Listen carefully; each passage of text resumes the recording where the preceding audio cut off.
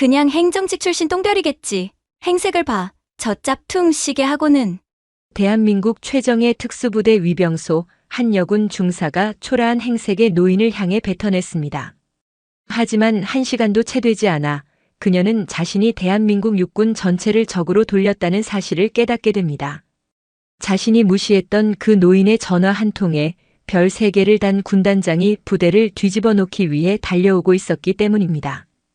과연 위병소의 작은 오만함이 어떻게 최정예 부대 전체를 뒤흔드는 거대한 태풍이 되었을까요? 오늘의 사연 모음집 시작하겠습니다.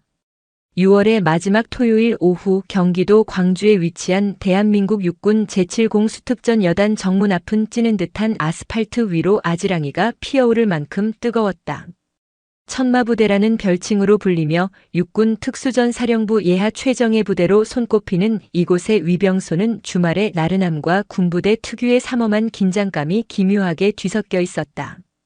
낡은 택시 한 대가 멈춰 서고 단정하면서도 범접할 수 없는 기품이 서린 노년의 신사 박정수 옹이 내렸다. 그는 깔끔한 흰색 와이셔츠에 베이지색 면바지, 활동하기 편해 보이는 낡은 스니커즈 차림이었다. 화장기 없는 얼굴의 절반은 투박한 디자인의 검은색 선글라스가 가리고 있었다. 면회 왔습니다. 박정수 옹이 방탄 유리를 향해 말하자 안에서 스마트폰을 보던 이지훈 이병이 건성으로 대꾸했다. 신분증 주십시오. 박정수 옹은 묵묵히 지갑에서 주민등록증을 꺼내 창구 밑으로 밀어넣었다. 이 이병은 신분증을 받아들고 방문객 기록 시스템에 이름과 주민등록번호를 입력했다. 그 옆에 앉아있던 김미연 중사는 아예 대놓고 박정수 옹의 머리부터 발끝까지를 훑어내리며 시시하다는 표정을 지었다. 김미연 중사는 평소 같은 특수임무대 소속의 박하윤 하사를 못마땅하게 여기고 있었다. 박하윤 하사가 신임임에도 불구하고 뛰어난 실력을 보이자 질투심이 극에 달해 있었다. 그런데 오늘은 박하윤 하사의 면회객이 왔다고 하니 그녀의 조롱 섞인 미소는 더욱 깊어졌다. 어차피 별 볼 일 없는 할아버지일 테니 이 기회에 박하윤 하사도 함께 골려주자는 심산이었다. 특수임무대 박하윤 하사 면회. 이 이병이 방문 목적을 입력하던 순간 그의 손가락이 모니터 위에서 그대로 굳어버렸다. 방문객의 이름 옆으로 시스템에 연동된 군 내부 인물 정보가 팝업창으로 떠올랐기 때문이다. 박정수 준장. 육군본부 정책기획관실 예비역. 뭐야 이거? 이 이병의 눈이 경악으로 물들었다. 옆에서 낄낄거리던 김 중사도 모니터를 보고는 얼굴이 하얗게 질렸다. 준장. 자신들이 속한 여단의 최고 지휘관과 같은 계급. 그것도 한때 육군본부 정책기획관실의 핵심 브레인이었던 장군이었다. 심지어 예비역이라는 글자에도 불구하고 그들의 등골은 오싹했다. 두 사람은 반사적으로 자리에서 벌떡 일어나 창밖의 노신사를 다시 쳐다봤다. 시장에서 산 듯한 옷차림, 평범한 할아버지의 모습. 어디에서도 별의 위엄은 찾아볼 수 없었다. 저기, 장군님이셨습니까? 몰라 뵈어 죄송합니다. 이 이병이 당황하며 마이크에 대고 외쳤다. 그의 목소리는 황급히 예를 갖추었지만 그들의 눈빛 속에는 존경심보다는 설마 저 사람이 하는 의심과 당혹감이 가득했다. 김중사는 더했다. 그녀의 눈빛에는 방금 전까지 박정수 옹을 무시했던 자신에 대한 후회와 함께 여전히 행정직 출신 예비역 장군이 뭐가 대수냐는 오만함이 엿보였다. 괜찮다. 손녀를 보러 온 것이니 절차대로 진행하도록. 박정수 옹은 담담하게 대답했다. 그는 두 병사의 경직된 얼굴과 흔들리는 눈빛을 통해 모든 것을 꿰뚫어 보고 있었다. 예, 알겠습니다. 바로 연락드려서 내려오라고 하겠습니다. 저쪽 면회 대기실에서 잠시만 기다려주시면 감사하겠습니다. 이 이병은 허리가 부러져라 고개를 숙였다. 김중사는 마지못해 고개를 숙였지만 그녀의 입꼬리는 여전히 비웃음을 머금고 있었다. 박정수 옹은 말없이 고개를 끄덕이고 녹슨 컨테이너 박스로 발걸음을 옮겼다. 그의 모습이 컨테이너 안으로 사라지자마자 두 병사는 참았던 숨을 몰아쉬었다. 김중사가 믿을 수 없다는 듯이 속삭였다. 야, 진짜 장군 맞아? 예비역이라고는 해도 복장이 저게 뭐야? 이 이병이 고개를 저었다. 몰라요, 중사님. 시스템에 그렇게 뜨는데 어떡합니까? 근데 옷차림이 저게 뭐랍니까? 선글라스는 어디서 구했대요? 영락 없는 동네 할아버지 모습인데. 그러게. 육군본부 정책기획관실이면 뭐 맨날 책상에만 앉아있는 행정직이었겠지. 전투 한 번 안 해본 별이 무슨 별이야? 똥별이지, 똥별. 그들의 목소리는 작았지만 그 안에 담긴 경멸과 편견은 조금 전보다 더욱 노골적이었다. 알고도 무시하는 그들의 태만은 이제부터 시작이었다. 김중사는 박정수 옹이 장군이라는 사실을 확인했음에도 박하윤 하사의 중대로 연락하는 것을 의도적으로 미뤘다. 평소 박하윤 하사를 못마땅하게 여겼던 그녀에게 이번 일은 한물간 할아버지와 그 손녀를 동시에 엿먹일 수 있는 절호의 기회로 여겨졌다. 그녀에게 박정수 옹은 무서운 전투부대 지휘관이 아니라 만만한 예비역 장교일 뿐이었다. 이 이병은 김중사의 눈치를 보며 시키는 대로 할 수밖에 없었다. 푹푹 찌는 컨테이너 안에서 30분이 지나고 1시간이 다 되어갔다. 손녀가 내려오지 않자 이상함을 느낀 박정수 옹은 다시 위병소로 향했다. 창구 너머로 이 이병과 김중사는 다시 스마트폰 게임에 열중하고 있었다. 그가 다가오는 것을 보고서야 화들짝 놀라며 스마트폰을 숨겼다. 아직 연락이 안 된 건가? 박정수 옹의 목소리는 낮고 차분했다. 아, 죄송합니다, 장군님. 지금 중대 전체가 훈련 준비 때문에 통제가 잘 안 되어서 연락이 조금 늦어지는 것 같습니다. 다시 한번 확인해 보겠습니다. 이 이병은 땀을 뻘뻘 흘리며 변명했지만 그의 태도는 명백한 거짓말이었다. 김중사는 옆에서 팔짱을 낀 채 이 이병의 변명을 들으며 콧웃음을 쳤다. 박정수옹은 그들의 연극을 더 이상 지켜볼 수 없었다. 그는 아무 말 없이 자신의 군용 스마트폰을 꺼내 단축 번호 1번을 길게 눌렀다. 두 병사는 의아한 표정으로 그를 바라봤다. 신호음이 2번 울리기 전 다급한 목소리가 들려왔다. 충성. 제5군단장 중장 이강준입니다. 장군님, 무슨 일 있으십니까? 그 순간 이 이병과 김중사의 얼굴에서 핏기가 완전히 가셨다. 군단장. 자신들의 여단장이 아니라 이 일대의 모든 부대를 지휘하는 별 3개의 최고 사령관이었다. 저 할아버지. 아니, 장군이 단축 번호 1번의 군단장을 저장해 놓은 상상조차 할 수 없는 존재였다는 사실을 깨닫는 순간이었다. 박정수 옹의 입에서 얼음장처럼 차가운 목소리가 흘러나왔다. 이강준 장군. 나 박정수 준장이네. 지금 내가 자네 군단 예하 제7공수특 전 여단 위병소에 와 있는데 말이야. 이곳 기강이 아주 볼만하군. 이강준 중장의 귀를 찢는 듯한 경례와 절규에 가까운 외침은 제7공수특 전 여단 위병소의 시간을 완벽하게 얼려버렸다. 방금 전까지 스마트폰 화면에 콜을 받고 있던 이지훈 이병과 저급한 농담으로 낄낄거리던 김미연 중사는 이제 허연 얼굴로 굳어버린 석상이나 다름없었다.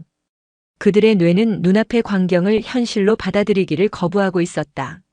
자신들이 만만한 행정직 똥별이라며 의도적으로 무시하고 직무를 태만했던 저 평범한 할아버지가 자신들의 군단장인 3스타 장군조차 죄인처럼 벌벌 떨게 만드는 상상조차 할 수 없는 거물이었다니.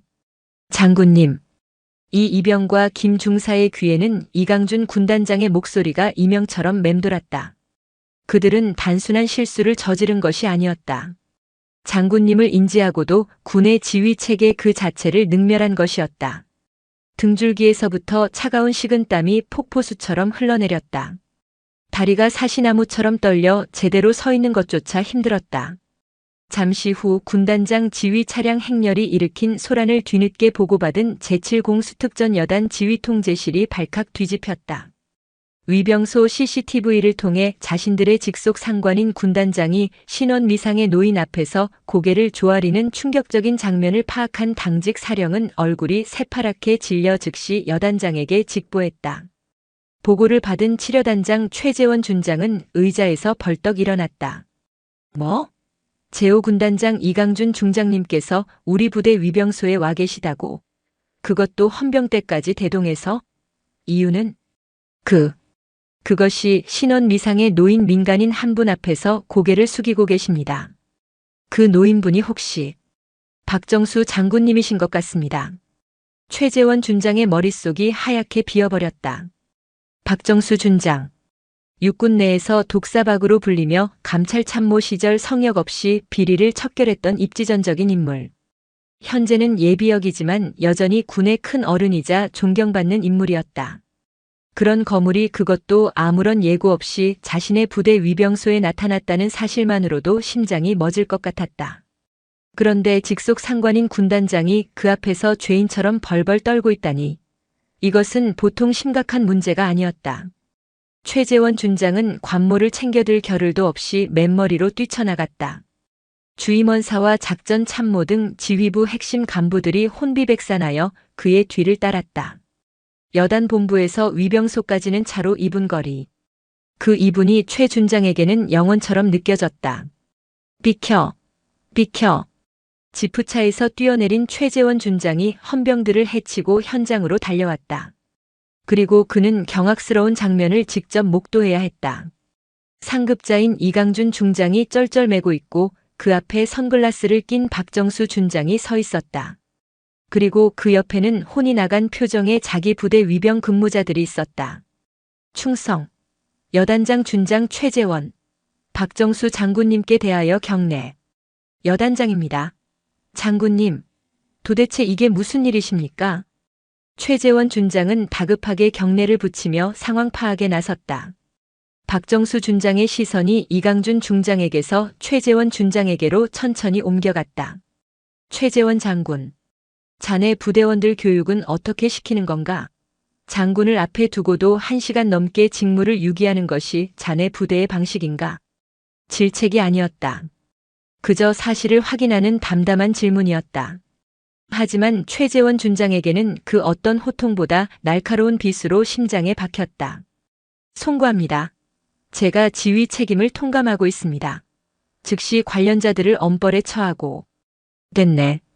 박정수 준장이 그의 말을 끊었다. 내가 오늘 이곳에 온 건 자네나 이 장군을 군법 회의에 세우려고 온 게 아닐세. 조용히 손녀 면회나 하고 가려던 길이었어. 손녀요? 최재원 준장과 이강준 중장의 눈이 동시에 커졌다. 그제야 그들은 이 모든 사태의 발단을 어렴풋이 짐작할 수 있었다. 바로 그 순간이었다. 할아버지. 애틋하면서도 씩씩한 목소리가 인파를 가르고 들려왔다. 위병소 안쪽에서 전투복을 입은 단신의 여군 하사 한 명이 달려오고 있었다. 검게 그을린 얼굴, 짧게 자른 머리, 다부진 체격. 고된 훈련으로 다져진 특전 부사관의 모습이었지만 그 얼굴에는 할아버지를 만난다는 설렘과 기쁨이 가득했다. 바로 박정수 준장의 손녀 박하윤 하사였다. 한참 동안 연락이 없던 중대 행정반에서 박하윤 하사. 할아버님 면회 오셨다. 빨리 위병소로 가봐라. 라는 말을 전해 듣고 한달음에 달려온 터였다. 그녀는 위병소 앞에 군단장과 여단장의 지휘 차량이 질비하고 2명의 장군을 비롯한 수십 명의 장병들이 도열해 있는 살벌한 풍경을 보고는 의아한 표정을 지었다. 무슨 큰 훈련이 있나? 아니면 높으신 분들이 시찰이라도 나왔나? 하지만 그런 생각도 잠시 그녀의 눈에 수많은 인파의 중심에 서 있는 익숙한 실루엣이 들어왔다. 사랑하는 자신의 할아버지 박정수 옹이었다. 할아버지, 여기까지 어쩐 일이야?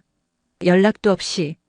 하윤은 반가운 마음에 달려와 박정수 옹의 팔에 매달리려 했다. 그러나 그녀는 몇 걸음 못 가 우뚝 멈춰 설 수밖에 없었다. 자신이 달려오자 길을 막고 서 있던 2명의 장군이 동시에 자신을 향해 돌아보며 경악과 당혹이 뒤섞인 표정을 지었기 때문이다. 특히 자신의 직속 상관이자 하늘 같은 존재인 최재원 여단장이 자신을 보고 안절부절 못하는 모습은 상상조차 해본 적 없는 그림이었다. 그리고 하윤은 보았다. 할아버지의 팔짱을 끼려던 그 찰나의 순간 할아버지가 자신을 향해 아주 미세하게 고개를 가로젓는 것을. 그 눈빛은 평소의 따뜻한 할아버지의 눈빛이 아니었다. 감정을 거세한 냉철하고 엄격한 지휘관의 눈빛이었다. 이게 다 무슨. 하윤은 혼란스러운 표정으로 할아버지와 2명의 장군, 그리고 사색이 되어서 있는 위병소 동료들을 번갈아 쳐다봤다. 이강준 중장이 상황을 파악하고 황급히 입을 열었다. 자네가 박 장군님의 손녀인 박하윤 하사인가? 네, 네, 맞습니다만. 군단장님께서 제 이름은 어찌? 하윤은 얼떨떨한 표정으로 대답했다. 그러자 최재원 여단장이 거의 울상이 된 얼굴로 다가왔다. 박하사, 박하사가 왜 여기에? 아니, 저분이 박하사 할아버님이셨나? 진작 보고를 했어야지. 최재원 여단장의 다급한 외침에 박하윤 하사의 머릿속은 더욱 복잡해졌다. 평생을 교직에 몸담으시다 정년 퇴임하시고 지금은 조용히 텃밭을 가꾸며 사시는 것으로만 알았던 할아버지. 물론 어릴 적부터 할아버지의 반듯하고 강직한 성품을 존경해왔지만 군단장과 여단장이 동시에 벌벌 떨 위인이었다고는 상상도 해본 적이 없었다. 박정수 준장은 혼란에 빠진 손녀를 잠시 바라보다 이강준 중장과 최재원 준장을 향해 말했다.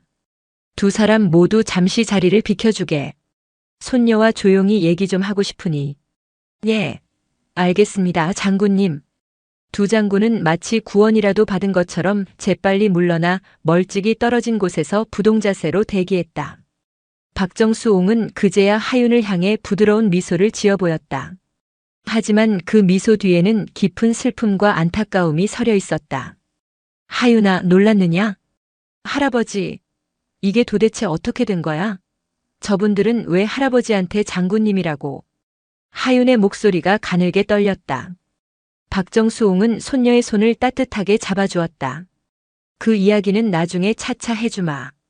그보다 이 할애비가 오늘 너를 보러 왔다가 아주 못 볼 꼴을 보고 말았다. 박정수 옹의 시선이 위병소의 이 이병과 김 중사에게로 향했다. 두 병사는 그 시선을 마주하는 순간 숨이 멎는 듯한 압박감을 느꼈다. 눈앞의 예비역 장군은 그들을 질책하거나 욕하지 않았다. 그저 그들의 존재 자체를 투명하게 꿰뚫어보는 듯한 깊은 눈으로 응시할 뿐이었다. 그 시선 앞에서 그들의 모든 변명과 거짓, 오만함은 먼지처럼 부서져 내렸다. 이 이병, 김중사라고 했나? 박정수 옹이 두 사람의 이름을 불렀다. 예, 이병 이지훈, 중사 김미연. 두 사람은 반사적으로 군기가 바짝 든 목소리로 자신의 이름을 외쳤다. 평생 내본 적 없는 가장 큰 목소리였다. 너희들이 입고 있는 그 군복이 어깨에 달린 태극기가 무엇을 의미하는지 알고 있나? 두 병사는 아무 대답도 하지 못했다. 박정수 옹이 말을 이었다. 그것은 국민의 생명과 재산을 지키겠다는 신성한 약속의 상징이다. 너희들이 면회 온 한 명의 국민을, 그것도 여러분의 상관이었던 장군을 대하는 태도가 곧 너희들이 조국을 대하는 태도다. 너희들은 오늘 군복을 입을 자격이 없음을 스스로 증명했다. 단순히 나를 모욕해서가 아니다. 국민을 기만하고 군인의 명예를 더럽혔기 때문이다. 그는 두 사람에게서 시선을 거두고 멀찍이 서 있는 최재원 여단장을 향해 말했다. 최 장군. 예, 장군님. 저 두 병사에 대한 징계는 자네에게 맡기겠네. 하지만 그걸로 끝이라고 생각하지 말게. 다음 주 월요일부터 일주일간 제7공수특 전 여단 전체에 대한 국방부 특별복무 점검을 실시하겠다. 내가 직접 점검단을 이끌고 올 것이다. 예, 알겠습니다. 국방부 특별복무 점검. 그 단어가 나오는 순간 최재원 여단장과 이강준 군단장의 얼굴이 다시 한번 하얗게 질렸다. 그것은 일반적인 감찰과는 차원이 다른 군의 뿌리부터 뒤흔드는 가장 강력한 형태의 점검이었다. 점검단에게는 지휘관의 지휘권까지 일시적으로 제한할 수 있는 막강한 권한이 주어졌다. 박정수 준장이 직접 점검단을 이끈다는 것은 이번 사태를 결코 좌시하지 않고 7여단, 나아가 5군단 전체의 기강 해이 문제를 뿌리 뽑겠다는 강력한 의지의 표명이었다. 모든 것이 자신의 할아버지 한 사람으로 인해 벌어지고 있다는 사실을 깨달은 박하윤 하사는 입술을 깨물었다. 할아버지에게 자랑스러운 군인의 모습을 보여주고 싶었는데 오히려 가장 부끄럽고 끔찍한 군의 치부를 드러내는 현장의 중심에 서게 된 것이다. 그녀는 죄스러움에 고개를 들 수 없었다. 박정수 준장은 손녀의 그런 마음을 읽은 듯 하윤의 어깨를 가볍게 두드려 주었다. 하윤아, 고개 들어라. 내 잘못이 아니다. 썩은 부부는 도려내야 새살이 돋는 법이다. 너는 내 자리에서 묵묵히 임무를 수행하는 것이 이 할애비를 돕는 것이다. 알겠느냐? 네. 할아버지. 그제야 하유는 천천히 고개를 들었다. 그녀의 눈에는 눈물이 그렁했지만 이전보다 훨씬 더 단단한 결의가 서려 있었다. 박정수 준장은 마지막으로 위병소에 굳어있는 두 병사를 향해 한마디를 남기고 돌아섰다. 너희들은 오늘 한 사람의 할아버지를 무시한 것이 아니라 너희들이 지키겠다고 맹세한 대한민국 국민과 군의 지휘체계를 버린 것이다. 그 의미를 뼈에 새기도록 해라. 그 말을 끝으로 박정수 준장은 이강준 군단장이 급히 열어주는 지휘관 세단 뒷좌석에 올랐다. 차가 떠나기 직전 그는 창문을 내리고 하윤에게 말했다. 주말 잘 보내고 다음 주에 보았구나. 그때는 국방부 점검 단장으로 오마. 차가 미끄러지듯 위병소를 빠져나갔다. 그 뒤로 마치 폭풍이 휩쓸고 간 듯한 정적과 혼란만이 남았다. 이강준 군단장과 최재원 여단장은 넋이 나간 표정으로 차가 사라진 방향을 바라보았고 박하윤 하사는 착잡한 심정으로 그리고 이병과 김중사는 세상이 끝난 듯한 절망적인 표정으로 그 자리에 망부석처럼 서 있었다. 대한민국 최정예 특수부대 제7공수특전 여단의 사상 초유의 피바람을 예고하는 폭풍전야의 순간이었다. 박정수 준장이 탄 검은색 세단이 시야에서 완전히 사라진 후에도 제7공수특전 여단 위병소의 공기는 여전히 얼어붙어 있었다. 그 중심에는 군단장 이강준 중장과 여단장 최재원 준장이 있었다. 두 명의 장성은 마치 죄인처럼 뻣뻣하게 굳어 감히 먼저 입을 열 엄두도 내지 못했다. 그들의 시선은 허공을 헤맸고 이마에 맺힌 식은땀은 6월의 햇살 아래도 마를 줄 몰랐다. 사건의 직접적인 원인을 제공한 이지훈 이병과 김미연 중사는 이미 군단장과 함께 출동한 헌병들에게 양팔을 붙들린 채 연행된 후였다. 그들의 얼굴에서는 모든 색이 사라져 살아있는 사람이라기보다는 밀랍 인형에 가까워 보였다.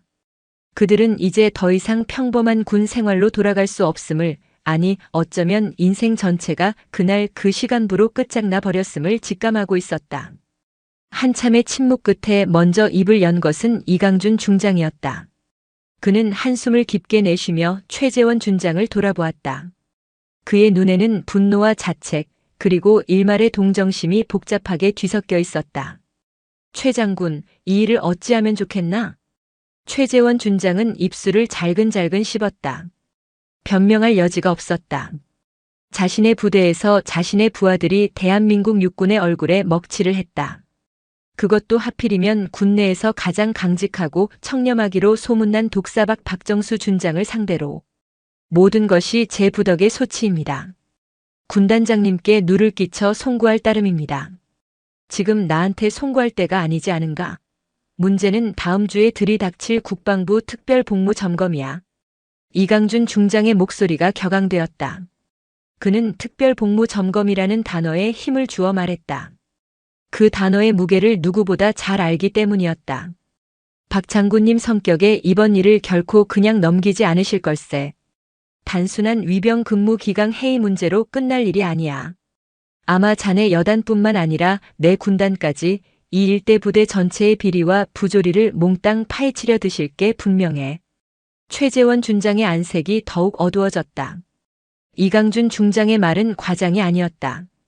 박정수 준장은 과거 감찰 참모 시절 성역 없이 비리를 척결하여 한 번 물면 절대 놓지 않는다는 의미의 독사박이라는 별명으로 불렸던 인물이었다. 그가 직접 칼을 빼들었다는 것은 이번 기회에 군의 썩은 환부를 완전히 도려내겠다는 선전포고나 마찬가지였다. 일단 여단전 장병의 휴가와 외출, 외박을 전면 통제하고 오늘부로 비상근무 체제에 돌입하겠습니다. 각 대대별로 자체 점검을 실시해서 문제될 만한 것들은 사전에 조치하고 그런 임기응변식 처방으로 막을 수 있는 분이 아니시네. 이강준 중장이 최재원 준장의 말을 가로막았다. 자네나 나나 우리 어깨에 달린 별이 부끄럽지 않으려면 지금이라도 솔직해져야 해. 골마 터지기 전에 우리가 먼저 살을 째야 한다는 말일세. 그는 잠시 말을 멈추고 하늘을 올려다보았다. 마치 자신의 결심을 하늘에 묻는 듯 했다. 나부터 내 군단부터 정리하겠네. 자네도 준비하게. 이번 점검은 우리 둘의 목이 날아갈 수도 있는 아주 혹독한 겨울이 될 걸세.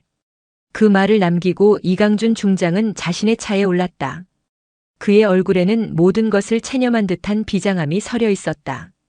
최재원 준장은 멀어지는 군단장의 차를 보며 마른 침을 삼켰다. 이제 피할 곳은 없었다. 거대한 폭풍의 눈 한가운데로 그는 스스로 걸어 들어가야만 했다. 한편 그 시각 특수임무대 생활관으로 돌아온 박하윤 하사는 혼란스러운 마음을 감출 수 없었다. 중대장과 행정보급관은 그녀를 보자마자 달려와 괜찮으냐고 물었지만 하윤은 무슨 말로 대답해야 할지 알 수 없었다. 위병소에서 벌어진 일은 특급 비상이라는 꼬리표와 함께 순식간에 부대 전체로 퍼져나갔고 이제 그녀는 단순히 빡센 신참 하사가 아니라 원스타 장군을 할아버지로 둔 절대로 건드려서는 안 될 인물이 되어 있었다. 동료 부사관들은 그녀를 대하는 태도가 180도 달라졌다. 이전까지는 은근히 무시하거나 경쟁 상대로 여기던 선임들은 이제 그녀의 눈치를 살폈고 동기들은 부러움과 시기심이 뒤섞인 미묘한 표정으로 그녀를 대했다. 하윤은 그런 변화가 숨막히게 불편했다. 그녀는 오로지 자신의 실력과 노력으로 인정받고 싶었지 할아버지의 후광을 얻고 싶지는 않았다. 박 하사 괜찮아? 많이 놀랐지? 중대 유일한 여군 선임이었던 강민정 중사가 다가와 어깨를 두드리며 물었다. 그녀는 평소 하윤을 못마땅하게 여기며 사사건건 트집을 잡던 인물이었다. 괜찮습니다, 강 중사님. 하윤은 애써 담담하게 대답했다. 이야, 나는 정말 몰랐네. 박하사 할아버님이 그런 대단한 분이실 줄은. 어쩐지 처음 봤을 때부터 포스가 남다르다 했어. 우리 박하사, 이제 아무도 못 건드리겠네. 든든한 백이 생겼으니 말이야. 강민정 중사의 말에는 가시가 돋았다. 그것은 위로가 아니라 교묘하게 비꼬는 질투였다. 하윤은 주먹을 꽉 쥐었다. 나는 그런 걸 원한 게 아니야. 그녀는 소리치고 싶었지만 꾹 참았다. 지금은 감정을 드러낼 때가 아니었다. 할아버지가 말씀하셨다. 내 자리에서 묵묵히 임무를 수행하는 것이 이 할애비를 돕는 것이다라고. 하윤은 그 말을 가슴에 새겼다. 그날 오후부터 치려다는 그야말로 지옥으로 변했다. 여단장의 지시로 모든 장병의 휴가와 외출이 금지되었고 전부대는 비상근무 체제에 들어갔다. 간부들은 퇴근도 하지 못한 채 밤새도록 서류와 씨름했고 병사들은 하루 종일 관물대 정리와 청소, 각종 훈련 준비에 내몰렸다. 부대 전체에 팽팽한 긴장감이 감돌았고 모두의 얼굴에는 짜증과 불안감이 역력했다. 그리고 그 모든 불만의 화살은 은밀하게 박하윤 하사에게로 향했다. 아, 진짜 박하윤 하사 때문에 이게 무슨 고생이냐? 그러게 말이다. 무슨 장군 손녀가 특전사는 왜 와가지고 그냥 곱게 잘할 것이지. 다음 주에 국방부 점검까지 나온다며? 이제 다 죽었다 우리. 수군거림은 그림자처럼 그녀를 따라다녔다. 그녀는 하루아침에 부대의 평화를 깨트린 요주의 인물이 되어버렸다. 하윤은 꿋꿋하게 버티려 애썼지만 동료들의 싸늘한 시선과 노골적인 따돌림 속에서 점점 위축되어 갔다. 훈련장에서도 그녀는 철저히 고립되었다. 아무도 그녀와 파트너가 되려 하지 않았고 교관들조차 그녀를 어떻게 대해야 할지 몰라 어색한 거리를 두었다. 내가 정말 이 부대에 계속 있어도 되는 걸까? 밤이 되자 하윤은 생활관 옥상에 홀로 올라가 굵은 눈물을 뚝뚝 흘렸다. 할아버지를 원망한 것은 아니었다. 다만 자신의 무력함과 동료들의 편견이 서러웠다. 군인이 되겠다고 할아버지처럼 멋진 군인이 되겠다고 맹세했던 자신의 꿈이 시작부터 거대한 벽에 부딪힌 것만 같아 절망스러웠다. 그리고 마침내 운명의 월요일이 밝았다. 아침부터 제7공수특 전 여단 정무는 경계 태세에 돌입했다. 여단장 최재원 준장을 비롯한 모든 간부가 정문 앞에 도열하여 국방부에서 출발한 점검단을 맞이할 준비를 하고 있었다. 오전 9시 정각 군용버스 3대와 지휘 차량 여러 대로 구성된 국방부 특별복무점검단이 위용을 드러내며 부대 안으로 들어왔다. 가장 선두에 있던 지휘 차량에서 전투복을 반듯하게 차려입고 준장 계급장을 빛내는 박정수 준장이 내렸다. 그는 더 이상 평범한 할아버지가 아니었다. 그는 대한민국 국방부의 막강한 권한을 위임받은 냉철하고 엄격한 점검단장이었다. 그의 뒤로는 각 분야의 최고 전문가로 구성된 20명의 점검 단원들이 일사불란하게 하차했다. 그들의 날카로운 눈빛은 이미 치려단의 모든 것을 꿰뚫어 볼 준비가 되어 있었다. 충성. 여단장 준장 최재원 외 35명. 국방부 특별복무점검 단장께 대하여 경례. 최재원 준장이 목청이 터져라 구호를 외쳤다. 박정수 준장은 가볍게 경례를 받고는 아무런 말 없이 도열한 간부들을 천천히 훑어보았다. 그의 시선이 닿는 곳마다 간부들은 저도 모르게 마른 침을 삼켰다. 보고는 생략한다. 지금부터 일주일간 이곳 여단은 나의 지휘 통제하에 들어간다. 여단장은 점검 활동에 대한 모든 지원을 책임지고 그 외에 어떠한 지휘 활동도 해서는 안 된다. 알겠나? 예, 알겠습니다. 박정수 준장은 곧바로 점검단에게 지시를 내렸다. 점검 1팀은 인사 및 행정 분야, 2팀은 군수 및 보급 분야, 3팀은 훈련 및 작전 분야를 담당한다. 4팀은 나와 함께 지휘관 면담 및 부대원 고충 처리를 맡는다. 모든 점검은 형식적인 서류 감사가 아니라 현장 실사를 원칙으로 한다. 계급을 막론하고 병사라도 직접 만나서 애로 사항을 청취하고 부조리가 있다면 지휘고하를 막론하고 즉시 보고하도록. 예, 알겠습니다. 점검단은 즉시 흩어져 각자의 임무에 돌입했다. 그 모습은 마치 먹잇감을 발견한 사자떼처럼 신속하고 조직적이었다. 최재원 준장과 여단 간부들은 속수무책으로 그들의 활동을 지켜볼 수밖에 없었다. 박정수 준장이 이끄는 4팀은 곧바로 부대 내에 소원 수리함을 설치하고 익명성이 보장되는 1:1 면담을 시작했다. 처음에는 눈치를 보던 병사들은 점검단이 진심으로 자신들의 이야기에 귀를 기울여 준다는 사실을 알게 되자 그동안 억눌러왔던 불만과 부조리를 분노의 경류처럼 쏟아내기 시작했다.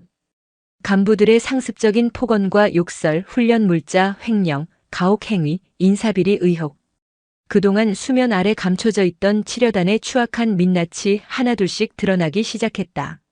박정수 준장은 그 모든 내용을 묵묵히 기록하며 관련 증거를 확보해 나갔다. 그리고 그는 일부러 박하윤 하사를 가장 마지막 순서로 면담에 불렀다. 자신의 등장이 손녀에게 어떤 영향을 미쳤는지 그녀의 입으로 직접 듣고 싶었기 때문이었다. 점검 마지막 날 오후 박하윤 하사는 굳은 표정으로 여단장실 문 앞에 섰다. 불과 며칠 전까지만 해도 감히 쳐다볼 수도 없었던 그 문은 이제 국방부 특별복무점검단장의 임시 집무실이 되어 있었다. 문 안에는 그녀의 할아버지가, 아니 박정수 준장이 그녀를 기다리고 있었다. 지난 며칠간 하윤은 자신의 차례가 오기만을 초조하게 기다렸다. 그것은 마치 사형수가 형 집행을 기다리는 심정과도 같았다. 들어가도 좋겠습니까? 들어와. 문 안에서 들려온 목소리는 익숙했지만 따뜻한 온기는 조금도 느껴지지 않는 지휘관의 목소리였다. 하윤은 심호흡을 하나고 문을 열고 들어갔다. 여단장의 거대한 집무 책상에는 박정수 준장이 앉아 있었다. 그 앞에는 지난 며칠간 수집된 엄청난 양의 서류와 보고서들이 산더미처럼 쌓여 있었다. 할아버지는 손녀를 쳐다보지도 않은 채 서류에서 눈을 떼지 않고 말했다. 자리에 앉아라, 박하사. 박하윤. 점검단장님께 대하여 경례. 충성. 하윤은 각 잡힌 동작으로 경례를 붙였다. 박정수 준장은 그제야 고개를 들어 손녀를 바라보았다. 그의 눈빛은 한 점의 감정도 담지 않은 맑은 유리 같았다. 앉아. 하윤은 맞은편 의자에 허리를 꼿꼿이 세우고 앉았다. 할아버지와 손녀의 재회가 아니었다. 이것은 점검 단장과 피점검 부대원의 공식적인 면담이었다. 이름 계급. 군번 XXX 박하윤 하사입니다. 치려단으로 전입 온 지는 얼마나 됐나? 작년 10월 임관과 동시에 전입하여 복무한 지 8개월 됐습니다. 기계적인 질문과 대답이 몇 차례 오가다 박정수 준장은 손에 든 펜으로 무언가를 기록하며 마치 처음 보는 사람을 대하듯 사무적으로 질문을 이어갔다. 지난 8개월간의 복무 생활에 대해 말해보도록. 부대 생활에 어려움은 없었나? 선임이나 간부들의 부당한 지시나 가혹 행위는 없었는지 있는 그대로 보고하도록. 이 면담 내용은 철저히 비밀이 보장된다. 그 순간 하윤의 입술이 파르르 떨렸다. 어려움은 없었나? 라고 묻는 할아버지의 얼굴을 차마 정면으로 바라볼 수가 없었다. 지난 며칠간 그녀가 겪었던 고립과 따돌림, 장군백이라는 조롱 섞인 수군거림이 파노라마처럼 스쳐 지나갔다. 하지만 그녀는 차마 그 사실을 입 밖으로 꺼낼 수 없었다. 이 모든 것이 결국 할아버지 때문에 시작된 일이라고 원망하는 것처럼 보일까봐 두려웠다. 없었습니다. 하윤은 겨우 목소리를 쥐어짰다. 박정수 준장의 펜이 허공에서 멈칫했다. 그는 천천히 펜을 내려놓고 의자에 깊숙이 몸을 기댄 채 손녀를 뚫어지게 바라보았다. 다시 묻겠다, 박하사. 정말 아무 문제도 없었나? 그의 목소리는 여전히 평온했지만 그 안에는 모든 것을 꿰뚫어보는 듯한 날카로움이 담겨 있었다. 하윤은 더 이상 버틸 수가 없었다. 꾹꾹 눌러 참았던 서러움과 분노, 억울함이 한꺼번에 터져나왔다. 그녀의 눈에서 굵은 눈물 방울이 뚝뚝 떨어지기 시작했다. 힘들었습니다. 모든 것이 힘들었습니다. 제가 원했던 건 이런 게 아니었습니다. 저는 할아버지의 이름이나 계급이 아니라 제 실력으로, 제 노력만으로 이곳에서 인정받고 싶었습니다. 그런데 이제 저는 박하윤 하사가 아니라 그냥 박정수 장군 손녀일 뿐입니다. 동기들은 저를 질투하고 선임들은 저를 불편해합니다. 부대의 모든 문제의 원인이 저인 것처럼 모두가 저를 손가락질합니다. 아무도 저와 함께 훈련하려 하지 않고 아무도 제게 말을 걸지 않습니다. 저는 이 부대에서 유령 같은 존재입니다. 하윤은 흐느끼며 그동안 가슴에 담아두었던 모든 말을 쏟아냈다. 할아버지의 개입이 자신을 더 깊은 수렁으로 밀어넣었다는 원망 섞인 진실이었다. 박정수 준장은 말없이 손녀의 울음을 듣고 있었다. 그의 얼굴은 여전히 무표정했지만 책상 아래에서 꽉 쥔 두 주먹은 미세하게 떨리고 있었다. 가슴이 미어지는 듯한 고통이 밀려왔다. 자신이 손녀를 지키기 위해 휘두른 칼이 오히려 손녀에게 더 깊은 상처를 입혔다는 사실을 확인하는 순간이었다. 하윤의 울음이 잦아들자 박정수 준장은 자리에서 일어나 창가로 걸어갔다. 창밖으로 치려단의 연병장이 내려다 보였다. 그는 한참 동안 연병장을 바라보다 등을 돌린 채 입을 열었다. 미안하다. 그의 목소리는 잠겨 있었다. 이 할애비가 생각이 짧았다. 너의 자부심과 명예를 지켜주지 못했다. 하지만 하윤아, 이것만은 알아다오. 썩은 나무는 스스로를 치유하지 못한다. 때로는 외부의 강한 충격이 필요하고 그 과정에서 주변의 생살이 다치는 아픔도 감수해야만 하는 법이다. 그는 다시 하윤에게로 돌아섰다. 그의 눈은 붉게 충혈되어 있었다. 너에게 씌워진 장군 손녀라는 멍에 이 할애비가 직접 벗겨주마. 내가 온전히 너의 이름으로, 너의 실력으로 이 부대에서 가장 뛰어난 군인으로 우뚝 설 수 있도록 이 썩어 빠진 땅을 완전히 갈아엎어주겠다. 그러니 너는 조금만 더 버텨다오. 이 할애비를 믿고. 그것은 할아버지가 손녀에게 하는 약속이자 장군이 부하에게 하는 맹세였다. 하윤은 눈물을 닦고 결연한 표정으로 고개를 끄덕였다. 그날 저녁 박정수 준장은 치려단장 최재원 준장과 5군단장 이강준 중장을 포함한 일대 지휘관들을 모두 여단장실로 소집했다. 무거운 침묵 속에서 박정수 준장은 책상 위에 쌓인 서류 중 하나를 집어들었다. 최재원 준장. 예. 장군님. 자네 여단 예하 11대대 보급관 박민우 상사가 지난 2년간 유류 5,000리터를 빼돌려 민간에 팔아넘긴 사실 알고 있었나? 최재원 준장의 얼굴이 하얗게 질렸다. 몰랐습니다. 몰랐다고? 박정수 준장의 목소리는 조용했지만 그 어떤 고함보다 날카롭게 심장을 찔렀다. 그는 다음 서류를 집어들었다. 13대대 김영진 중대장이 습관적으로 부하들에게 폭언과 인격 모독을 일삼고 심지어 신임 하사들에게 자신의 빨래와 사적 심부름까지 시켰다는 수십 건의 증언이 확보됐다. 이 사실은 처음 듣는 이야기인가? 네. 처음 듣는 이야기입니다. 최재원 준장의 목소리가 기어들어갔다. 박정수 준장은 보고서를 하나씩 테이블 위로 던지며 지난 일주일간 밝혀낸 비리들을 하나씩 읊었다. 훈련 장비 부실 관리, 허위, 초과 근무 수당 청구, 특정 부사관 진급 심사 비리 의혹. 심지어 병사들의 부식으로 나온 고기와 우유를 빼돌려 근처 식당에 팔아넘긴 행정보급관의 만행까지. 그 내용은 충격적이다 못해 참담했다. 제7공수특전여단. 겉보기엔 최정의 특수부대였지만 그 속은 온갖 비리와 부조리로 썩어 문드러져 있었던 것이다. 모든 보고를 마친 박정수 준장은 싸늘한 눈으로 최재원 준장을 바라보았다. 이 모든 것이 자네 부대에서 일어난 일이다. 그런데도 자네는 몰랐다. 처음 듣는다고 말하는가? 지휘관이 부하들의 고통을 모르고 부대의 실상을 파악하지 못하는 것, 그것이 바로 가장 큰 죄다. 자네는 지휘관으로서 그리고 군인으로서 실격이다. 그는 자리에서 일어나 이강준 중장을 향해 말했다. 이강준 장군, 국방부 장관님께 보고드렸다. 오늘부로 제7공수특전 여단장 최재원 준장을 직위 해제한다. 동시에 이번 사태에 대한 지휘 책임을 물어 제5군단장 이강준 중장 역시 감봉 3개월의 징계에 처한다. 이해 있나? 이강준 중장은 깊이 고개를 숙이며 말했다. 어떠한 처분도 달게 받겠습니다.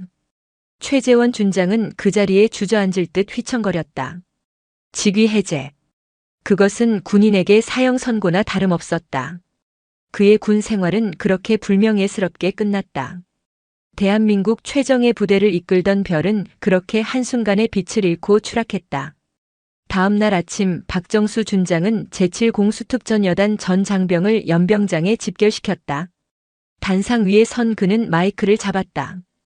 그의 시선은 연병장을 가득 메운 수천 명의 장병 한 사람 한 사람을 향했다.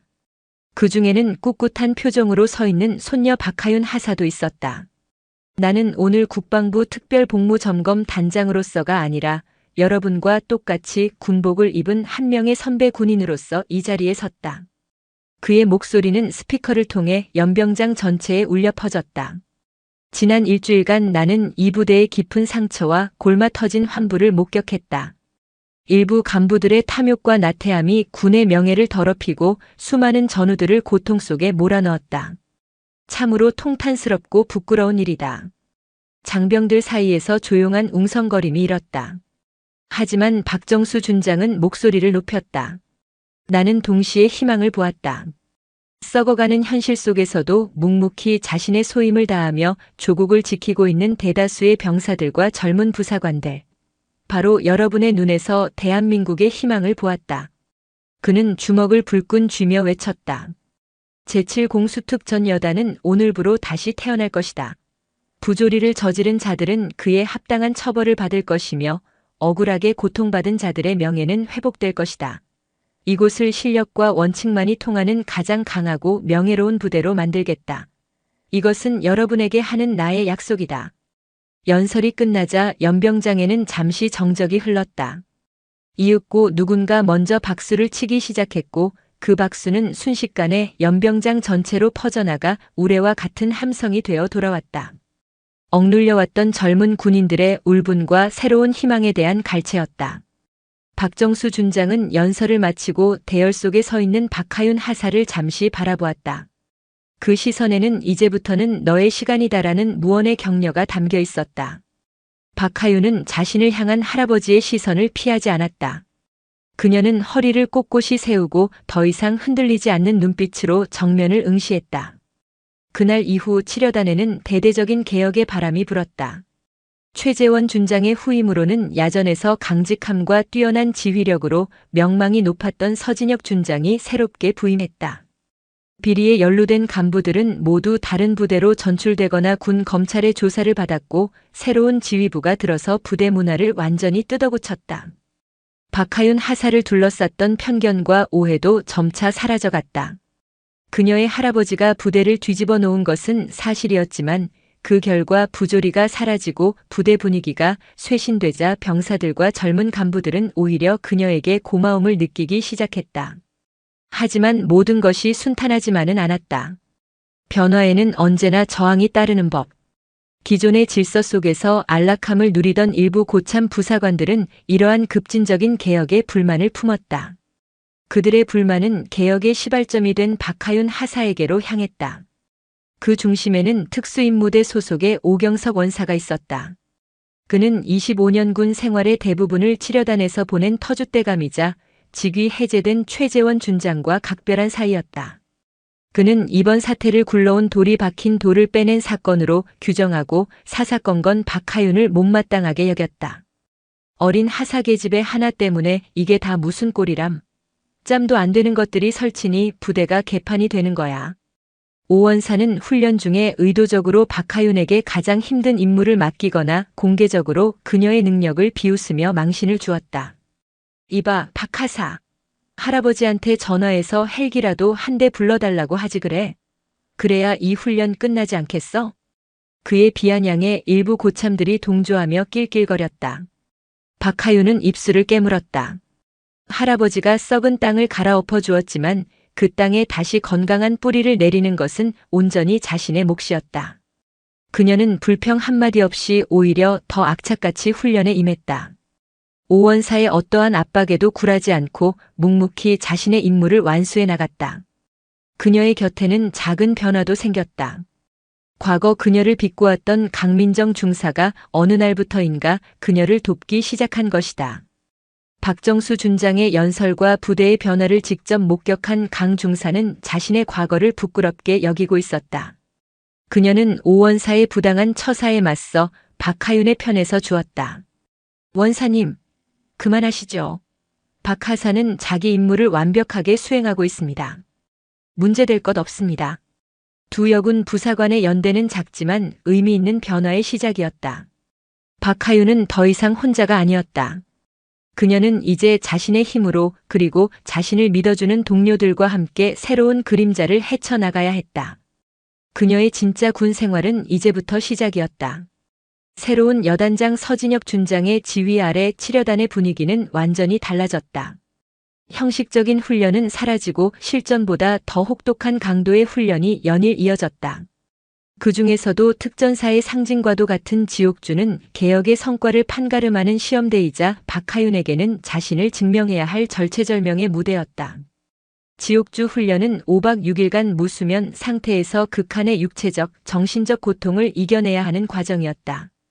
박하윤이 속한 특수임무대 팀은 훈련 시작부터 오경석 원사의 집요한 타깃이 되었다. 박하윤, 너 때문에 우리 팀 전체가 벌받는 거 안 보여? 정신 똑바로 안 차려. 오원사는 의도적으로 박하윤의 체력이 가장 고갈되는 시점에 팀 전체에 연대 책임을 물어 가혹한 얼차려를 부여했다. 칠흑 같은 밤 차가운 갯벌에서 고무보트를 머리에 이고 앉았다 일어서기를 반복하는 동안 팀원들의 원망 섞인 시선이 하윤에게 꽂혔다. 아, 진짜 저 여자 때문에 미치겠네. 그냥 포기하면 안 되나? 그럼 우리라도 편해질 텐데. 숨이 턱까지 차오르고 온몸의 근육이 비명을 질렀다. 정신은 혼미해지고 눈앞이 아득해졌다. 포기하고 싶다는 유혹이 악마처럼 속삭였다. 그때 옆에서 함께 보트를 이고 있던 강민정 중사가 낮은 목소리로 말했다. 박하윤, 정신 차려. 저 영감탱이가 노리는 게 바로 그거야.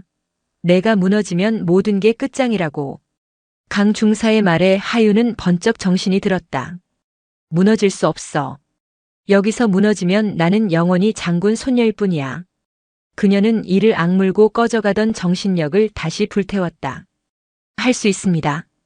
그녀는 자신도 모르게 고함을 질렀다. 그 악에 바친 목소리에 하윤을 원망하던 일부 팀원들도 움찔했다. 그녀의 눈에는 더 이상 나약함이 없었다. 오직 도끼만이 서려 있었다. 훈련 4일차 산악급속 행군 중 문제가 발생했다. 선두에서 길을 이끌던 오경석 원사가 발을 헛디뎌 경사면 아래로 굴러떨어진 것이다. 악! 비명과 함께 그의 모습이 어둠 속으로 사라졌다. 팀원들이 혼란에 빠진 순간 가장 먼저 정신을 차린 것은 박하윤이었다. 의무병, 장비 챙겨. 나머지 인원은 주변 경계하고 조명 확보. 그녀는 망설임 없이 자신의 배낭에서 로프를 꺼내 나무에 고정하고 강민정 중사에게 외쳤다. 강 중사님, 제가 내려가겠습니다. 확보 부탁드립니다. 박하사, 위험해. 명령입니다. 그녀의 단호한 목소리에 강 중사는 입을 다물고 로프를 단단히 붙잡았다. 하윤은 한치의 망설임도 없이 어두운 경사면 아래로 몸을 던졌다. 10여 미터 아래 오원사는 나무 뿌리에 다리가 걸린 채 고통스럽게 신음하고 있었다. 오른쪽 발목이 비정상적으로 뒤틀려 있었고 이마에서는 피가 흘러내렸다. 하윤은 신속하게 접근해 그의 상태를 살폈다. 다행히 의식은 있었지만 발목 골절이 심각해 보였다. 원사님, 정신 차리십시오. 박하윤 하사입니다. 박하사. 오원사는 고통과 당혹감이 뒤섞인 눈으로 그녀를 바라보았다. 자신을 그토록 증오하던 눈앞의 어린 하사가 자신의 목숨을 구하기 위해 한달음에 달려온 것이다. 하윤은 능숙한 솜씨로 오원사의 부상 부위를 부목으로 고정하고 지혈했다. 무선으로 상황을 보고하고 구조를 요청하는 그녀의 목소리는 침착하고 흔들림이 없었다. 위기 상황에서 보여준 그녀의 판단력과 행동력은 베테랑 부사관 못지않았다. 구조 헬기가 도착하기까지 남은 30분은 영원처럼 길게 느껴졌다. 차가운 밤 공기 속에서 침묵이 흘렀다. 먼저 입을 연 것은 오원사였다. 왜 그랬나? 내가 자네를 어떻게 대했는지 알면서. 하윤은 어둠 속에서 타오르는 모닥불을 바라보며 담담하게 대답했다. 원사님은 제 상급자이자 함께 작전하는 전우이기 때문입니다. 전장에서는 개인적인 감정보다 임무와 전우의 안전이 우선이라고 배웠습니다. 그녀의 대답에 오원사는 아무 말도 할 수 없었다. 전우. 그가 군 생활 내내 입에 달고 살았던 그러나 어느 순간부터 잊고 있었던 단어의 무게가 가슴을 짓눌렀다. 그는 그저 자신의 기득권과 자존심을 지키기 위해 어린 부하를 핍박했을 뿐이다. 부끄러움이 파도처럼 밀려왔다. 이윽고 헬기 소리가 가까워지고 구조대가 내려왔다. 오원사는 들것에 실려 올라가기 직전 하윤의 손을 붙잡았다. 그의 거친 손에는 힘이 실려 있었다. 미안했다. 그리고 고맙다, 박하사. 그것은 진심이었다. 절벽 아래 차가운 어둠 속에서 두 군인의 얼어붙었던 마음이 비로소 녹아내리고 있었다. 오경석 원사의 구조작전은 다음날 부대 전체에 알려졌다. 단순한 사고가 아니었다. 위기 상황에서 보여준 박하윤 하사의 침착한 리더십과 살신성인의 정신은 많은 이들에게 깊은 감명을 주었다. 특히 당시 현장에 있던 팀원들의 생생한 증언이 더해지면서 이야기는 영웅담처럼 퍼져나갔다. 박하사 진짜 장난 아니더라. 오원사님 떨어지자마자 눈빛부터 바뀌는데 완전 지휘관인 줄 알았어. 로프 타고 내려갈 때 진짜 멋있었음. 여자가 아니라 그냥 최고의 군인이었어. 그녀를 향한 수군거림은 더 이상 장군 손녀에 대한 질투가 아니었다. 그것은 한 명의 뛰어난 군인에 대한 경외와 존경으로 바뀌어 있었다. 동기들은 그녀를 진심으로 따르기 시작했고 선임들은 그녀의 능력을 인정하며 더 이상 백을 운운하지 않았다. 병원에서 치료를 받고 복귀한 오원사의 변화는 가장 극적이었다. 그는 전 부대원이 모인 아침 점호 시간 단상 위로 올라갔다. 전체 주목. 내가 이 자리에서 여러분에게 할 말이 있다. 그는 지난 자신의 과오를 솔직하게 인정하고 자신을 구해준 박하윤 하사에게 공개적으로 감사를 표했다. 그리고 모든 장병 앞에서 그녀를 향해 거수 경례를 붙였다. 박하윤 하사. 당신은 나의 생명의 은인이자 내가 존경하는 최고의 전우다. 고맙다. 최고참 원사가 신임 하사에게 보내는 최고의 경의.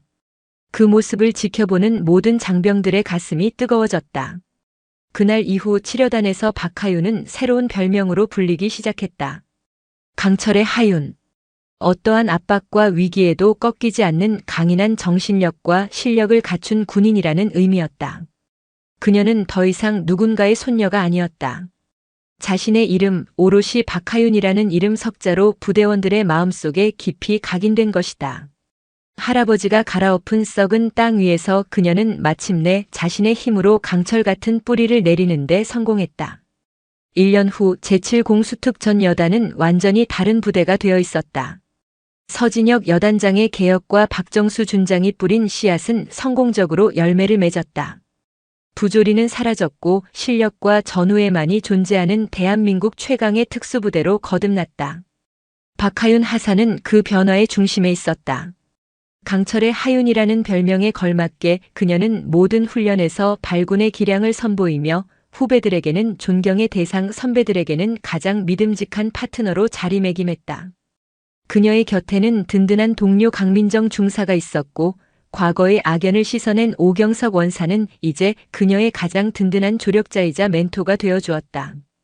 그리고 그해 가을 특전사 최고의 팀을 가리는 탑팀 선발대회가 열렸다. 각 여단을 대표하는 최정예 요원들이 모여 자웅을 겨루는 특전사 최고의 영예가 걸린 대회였다.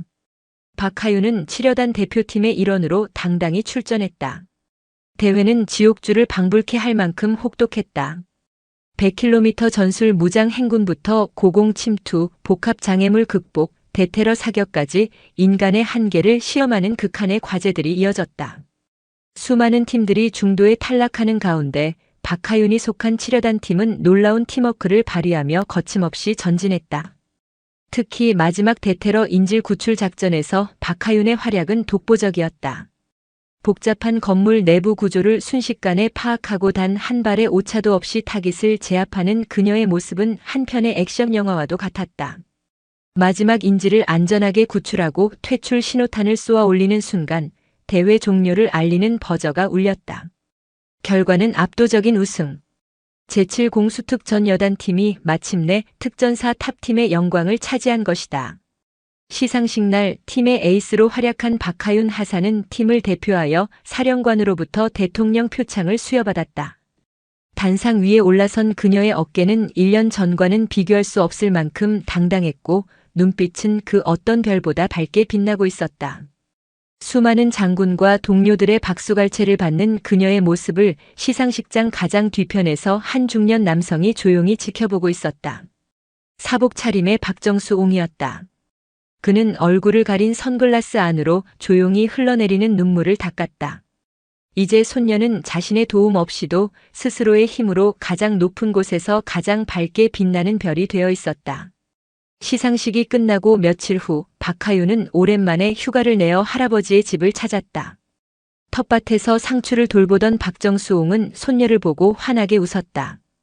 더 이상 그는 독사박이라 불리던 냉철한 장군이 아니었다.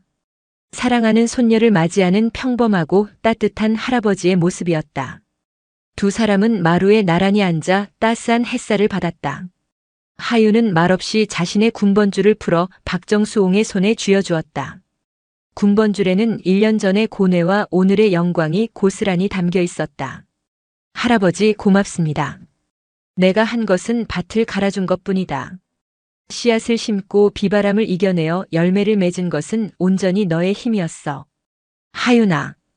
박정수옹은 손녀의 손을 따뜻하게 잡아주었다. 그의 시선은 손녀의 어깨 너머 푸른 가을 하늘을 향해 있었다. 내가 군복을 입었던 이유는 단 하나였다. 내가 사랑하는 사람들이 이 평화로운 하늘 아래 행복하게 살 수 있도록 지켜주고 싶었기 때문이지. 너 역시 그 길을 걷고 있구나. 아주 훌륭하게. 할아버지가 걸어오신 길이 얼마나 위대한지 이제야 조금은 알 것 같습니다. 저도 할아버지처럼 제복의 무게를 잊지 않는 군인이 되겠습니다. 두 사람 사이에는 더 이상 많은 말이 필요 없었다. 할아버지의 어깨에 빛나던 하나의 별 그리고 손녀의 가슴 속에서 이제 막 떠오르기 시작한 또 하나의 별. 두 개의 별은 세대를 이어 조국을 지키겠다는 숭고한 약속으로 이어져 그날의 가을 하늘 아래 영원히 빛나고 있었다. 부대를 발칵 뒤집었던 그날의 소동은 결국 썩은 것을 도려내고 새로운 희망을 싹 틔운 아프지만 반드시 필요했던 성장통으로 제7공수특전 여단의 역사에 그리고 한 젊은 군인의 가슴에 깊이 기록되었다. 할머니의 그 옷에 그 손에 득실거릴 세균과 바이러스가 눈에 선합니다. 이건 단순한 면회 거절이 아니라 부대 방역을 위한 필수적인 조치입니다. 하지만 이 장교는 몰랐습니다. 자신이 병균 취급하며 내쫓은 저 노인의 전화 한 통에 대한민국 육군 전체가 무릎 꿇게 될 줄은 말입니다. 여러분은 지금 어디에서 이 이야기를 듣고 계신가요? 여러분의 소중한 생각을 댓글로 공유하며 이야기를 즐겨주세요. 경기도 양주시 가막산의 웅장한 산세가 병풍처럼 둘러싼 분지. 그곳에 대한민국 육군의 심장부 중 하나인 제25보 병사단 비룡부대가 자리 잡고 있었다. 휴전선 중서부 전선을 책임지는 이 부대의 공기는 언제나 팽팽한 긴장감으로 가득했다. 훈련과 경계 근무 그리고 끝없이 이어지는 작업의 연속. 20살 남짓의 청춘들은 이곳에서 조국이라는 이름의 무게를 온몸으로 견디고 있었다. 그해 여름은 유독 지독했다. 아스팔트가 녹아내릴 듯한 폭염이 연일 기승을 부렸고 막사하는 한증막을 방불케 했다. 숨막히는 더위 속에서 이등병 이강민은 흘러내리는 땀을 훔치며 전투와 끈을 고쳐맸다. 입대한 지 겨우 3달. 아직은 모든 것이 낯설고 두려운 시간이었다. 사회의 자유로움 대신 절도와 규율이 그의 온몸을 올가맸고 보고 싶어도 볼 수 없는 얼굴들이 매일 밤 꿈속에 아른거렸다. 야, 이강민. 정신 안 차려? 님이 눈깔에 힘 안 줘. 등 뒤에서 날아온 고함 소리에 강민의 어깨가 움찔거렸다. 최상병이었다. 부대 내에서 미친 개로 통하는 그는 갓 들어온 신병들을 물어뜯는 것을 낙으로 삼는 자였다. 강민은 황급히 허리를 꼿꼿이 세우고 관등 성명을 외쳤다. 이병, 의, 강, 민. 목소리 봐라. 기어 들어간다 아주. 내 애미가 밥 안 챙겨주디? 아 맞다. 넌 할머니밖에 없지.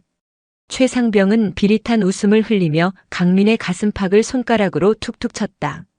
입대 전 제출한 신상명세서를 본 모양이었다. 부모님은 그가 어릴 적 사고로 돌아가셨고 충청도 시골에서 밭일로 생계를 꾸리는 할머니가 유일한 혈육이었다. 가장 아픈 곳을 후벼 파는 말에 강민은 아래 집술을 지그시 깨물었다. 피맛이 느껴졌지만 그는 그저 주먹을 꽉 쥘 뿐이었다. 이곳에서 이등병은 감정을 드러낼 권리조차 없었다. 그날 밤 모두가 잠든 생활관. 강민은 화장실 변기칸에 쪼그려 앉아 수첩에서 꼬깃꼬깃한 편지지를 꺼냈다. 할머니에게 보내는 편지였다.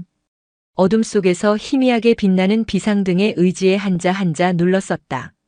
훈련이 얼마나 힘든지, 선임들이 얼마나 무서운지 따위의 이야기는 모두 지웠다. 대신 잘 적응하고 있고 밥도 맛있고 동기들과도 잘 지낸다는 거짓말들로 칸을 채웠다. 그리고 마지막 줄에야 겨우 진심을 담았다. 할머니, 보고 싶어요. 할머니가 해준 따뜻한 밥이 너무 먹고 싶어요. 다음 면회 때 꼭 와주실 수 있나요? 손주 얼굴 보러 꼭 한번 와주세요. 편지를 쓰는 내내 할머니의 얼굴이 떠올랐다. 자식 잃은 슬픔을 평생 가슴에 묻고 모진 세월을 밭고랑의 땀으로 새기며 살아온 분. 그런 할머니에게 유일한 자랑이자 희망은 손주인 자신이었다. 강민은 눈물을 참으려 애썼지만 결국 편지지 위로 뜨거운 눈물 한 방울이 떨어져 잉크를 번지게 했다. 며칠 뒤 부대의 실세인 김혁주 대위가 막사를 순시했다. 30 초반의 나이에 이미 대위 계급을 단 그는 육사 출신의 엘리트였다. 훤칠한 키에 다부진 체격, 칼날처럼 날카로운 눈매는 그가 얼마나 철두철미하고 냉정한 인간인지를 보여주었다. 병사들은 그를 얼음심장이라 부르며 두려워했다. 그는 병사들의 사소한 실수 하나 용납하지 않았고 그의 불호령이 떨어지는 날은 부대 전체가 얼어붙었다. 김대위는 먼지 하나 없는 복도를 걸으며 매서운 눈으로 주변을 훑었다. 그의 발걸음이 강민이 속한 삼생활관 앞에서 멈췄다. 문이 열리고 서늘한 기운이 생활관을 감쌌다. 전원 기상.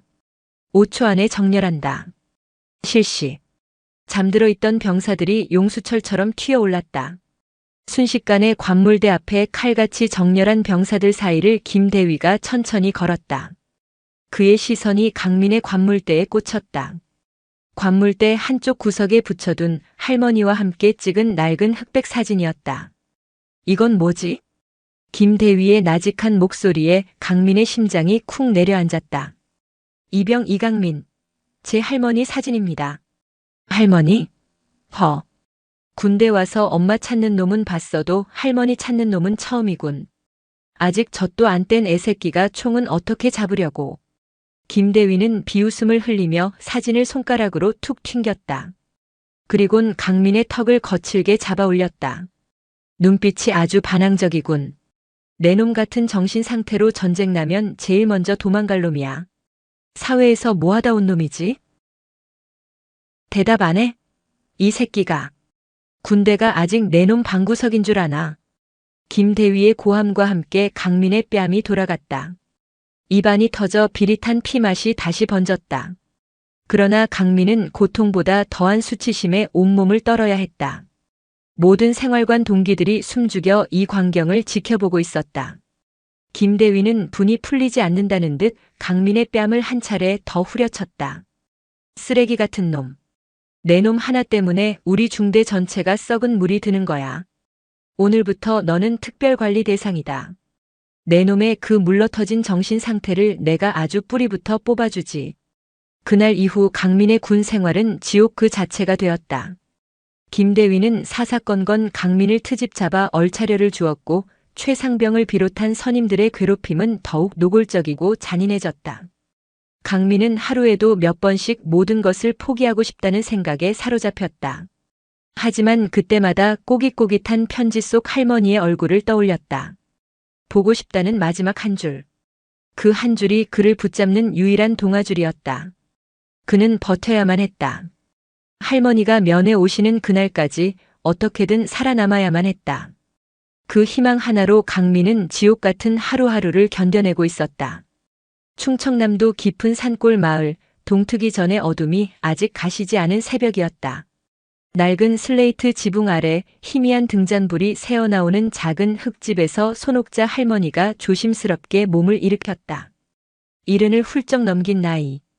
밤새 쑤시는 허리와 무릎의 통증으로 잠을 설쳤지만 할머니의 얼굴에는 피곤한 기색 대신 설렘과 기쁨이 가득했다. 오늘은 하나뿐인 손주 강민을 만나러 가는 날이기 때문이었다. 며칠 전 삐뚤빼뚤한 손주 글씨로 가득한 편지를 받고 할머니는 며칠 밤낮을 들뜬 마음으로 보냈다. 보고 싶다는 네 글자가 할머니의 가슴에 불을 지폈다. 당장이라도 달려가고 싶었지만 늙은 몸으로 먼 길을 나서는 것은 쉬운 일이 아니었다. 할머니는 달력에 동그라미를 쳐놓고 그날만을 손꼽아 기다렸다. 부엌 아궁이에 불을 지피며 할머니는 새벽 이슬을 맞고 딴 싱싱한 애호박과 텃밭에서 막 캐낸 감자를 솥에 넣었다. 강민이가 가장 좋아하는 호박 감자찌개. 거기에 어젯밤부터 정성껏 불리고 양념한 소갈비를 뭉근한 불에 올렸다. 군대 밥이 아무리 잘 나온다 한들 할머니의 손맛만 할까? 굶주렸을 손주 배를 채워줄 생각에 할머니는 절로 콧노래가 나왔다. 음식을 싸고 옷을 챙기는 할머니의 손길은 분주했다. 장롱 깊숙한 곳에서 가장 아껴두었던 외출복을 꺼내 입었지만 오랜 세월의 흔적을 감출 수는 없었다. 옷 곳곳이 해지고 색이 바랬지만 할머니에게는 이보다 더 좋은 옷이 없었다. 어제 밭에서 김을 매느라 옷자락과 손톱 밑에는 미처 씻어내지 못한 흙이 그대로 남아있었다. 하지만 할머니는 개의치 않았다. 흙먼지 묻은 자신의 모습이 손주에게 부끄러울 것이라고는 꿈에도 생각지 못했다. 그저 한시라도 빨리 손주를 볼 생각에 마음이 급할 뿐이었다. 할머니는 손수 담근 식혜와 조기 10대까지는 되는 반찬들로 가득 찬 무거운 보따리를 머리에 이었다. 지팡이에 의지한 채 절뚝이는 걸음으로 집을 나서는 할머니의 등은 심하게 굽어 있었다. 새벽 첫 차를 타기 위해 1시간을 넘게 걸어 읍내 버스 터미널에 도착했을 때 동력 하늘이 희미하게 밝아오고 있었다. 시외버스에 몸을 싣자 긴장이 풀리며 고단함이 몰려왔다. 덜컹거리는 버스 안에서 할머니는 잠시 눈을 붙였다. 꿈속에서 강민의 어릴 적 모습이 나타났다. 부모를 잃고 밤새 울던 어린 손주를 품에 안고 이 할미가 너를 지켜주마 하고 다짐했던 날이 엊그제 같았다. 그 약속을 지키기 위해 할머니는 억척스럽게 살아왔다. 이제는 늠름한 군인이 된 손주. 할머니에게 강민은 삶의 이유 그 자체였다. 서울 남부 터미널에 도착하자마자 할머니는 다시 경기도 양주행 버스에 몸을 실었다. 도시의 복잡한 풍경과 낯선 사람들. 모든 것이 어지럽고 정신없었지만 할머니는 오직 손주를 만난다는 일념 하나로 길을 헤쳐나갔다. 버스를 몇 번이나 갈아타고 지나가는 사람들에게 수없이 길을 물어 겨우 25사단 비룡부대 정문에 도착했을 때는 뜨거운 햇살이 머리 위로 내리쬐는 오후가 되어서였다. 5시간이 넘는 대장정이었다. 부대 정문은 생각보다 훨씬 더 위압적이었다. 높다란 철문과 날카로운 철조망, 그리고 총을 맨 채 서 있는 젊은 군인의 모습은 할머니를 주눅 들게 했다. 할머니는 잠시 망설이다가 이내 용기를 내어 위병소로 다가갔다. 저 우리 손주 이강민이 면회 좀 하러 왔는데. 할머니의 작은 목소리는 위병소의 젊은 이등병에게 겨우 들릴 정도였다. 더위에 지쳐있던 이등병은 귀찮다는 표정으로 할머니를 흘기 쳐다보았다. 남루한 옷차림, 흙먼지 묻은 얼굴과 손, 그리고 머리에 인 커다란 보따리. 영락없는 시골 촌부의 모습이었다. 성함이랑 신분증 보여주세요. 면회 신청서는 작성하셨고요.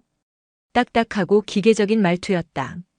신분증이니 면회 신청서니 하는 말들을 할머니는 제대로 알아들을 수 없었다. 그저 손주 이름만 대면 만날 수 있으리라 생각했던 것이다. 신분증 그런 건 없는데. 그냥 이강민이 할미라고 하면 알 거요. 우리 강민이 얼굴만 잠깐 보고 가게 해주면 안 될까? 할머니는 간절한 눈빛으로 사정했다. 하지만 이등병은 규정만 앵무새처럼 되풀이했다. 안 됩니다, 할머니. 신분 확인 안 되면 부대 출입 절대 안 됩니다. 규정이라서 어쩔 수 없습니다. 바로 그때였다.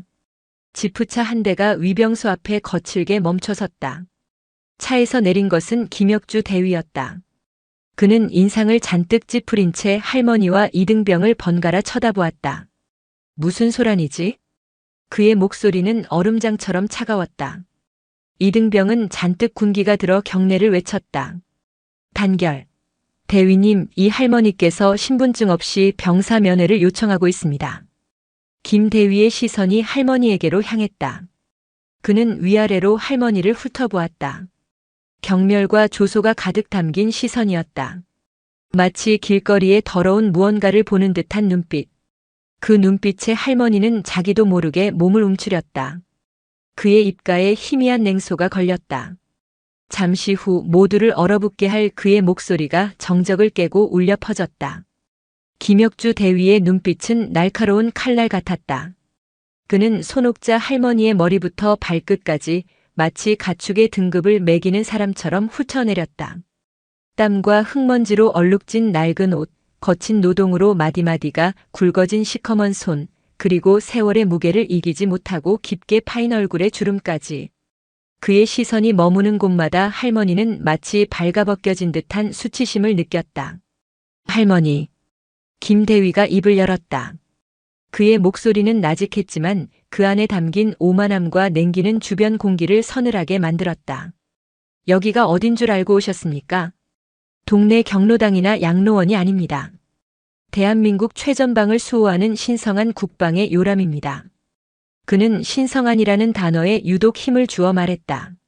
할머니는 그 말의 의미를 다 이해할 수는 없었지만 자신을 내쫓으려 한다는 것쯤은 짐작할 수 있었다.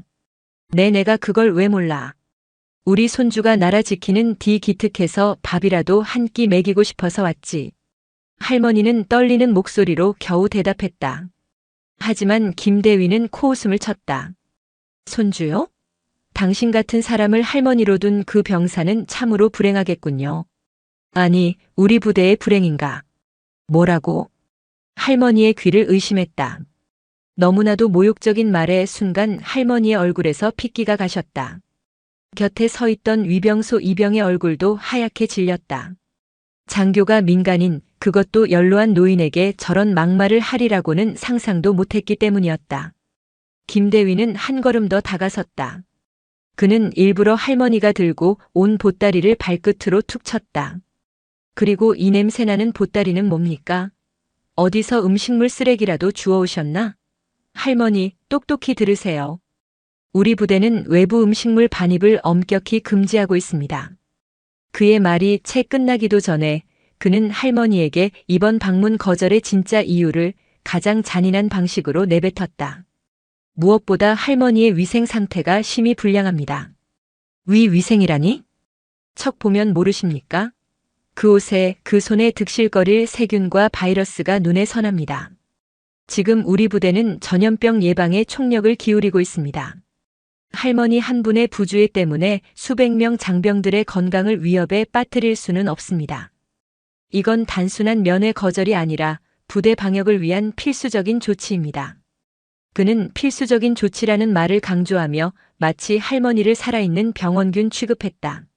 어제 밭에서 캔 고구마에 흘기채 가시지 않은 손, 새벽 이슬을 맞으며 뜯은 나물이 묻은 옷자락. 그것은 평생을 정직한 땀으로 살아온 할머니의 훈장이었다. 하지만 지금 이 순간 그 훈장은 더럽고 위험한 전염의 매개체로 낙인 찍히고 말았다. 5시간을 넘게 걸려 오직 손주를 보겠다는 일념 하나로 달려온 길이었다. 그 길 위에서 겪었던 모든 고단함과 설렘이 한순간에 무너져 내렸다. 할머니의 눈시울이 붉어졌다. 하지만 눈물을 보이고 싶지는 않았다. 이런 인간 앞에서 비참해지고 싶지는 않았다. 당신 지금 말 다 했는가? 할머니의 목소리가 낮게 가라앉았다. 분노와 슬픔이 뒤섞인 쇳소리 같은 목소리였다. 군인이 나라를 위해 자식 군대 보낸 늙은이한테 어찌 그런 망발을 할 수가 있어. 할머니의 일갈에 김대위는 오히려 어이가 없다는 듯 웃음을 터뜨렸다. 망발? 할머니, 지금 현실 파악이 안 되십니까?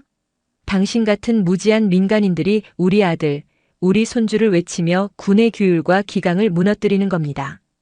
여긴 당신 같은 사람이 함부로 드나들 곳이 아니란 말입니다. 당장 돌아가세요. 한 번만 더 부대 앞에서 소란 피우면 공무집행방해로 경찰에 넘기겠습니다. 아시겠습니까? 김대위는 싸늘하게 말을 마치고는 돌아섰다.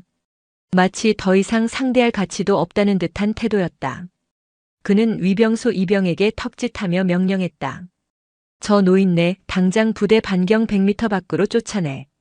그리고 다시는 얼씬도 못하게 해. 명령이다. 예, 알겠습니다. 이병은 어쩔 수 없이 할머니에게 다가갔다.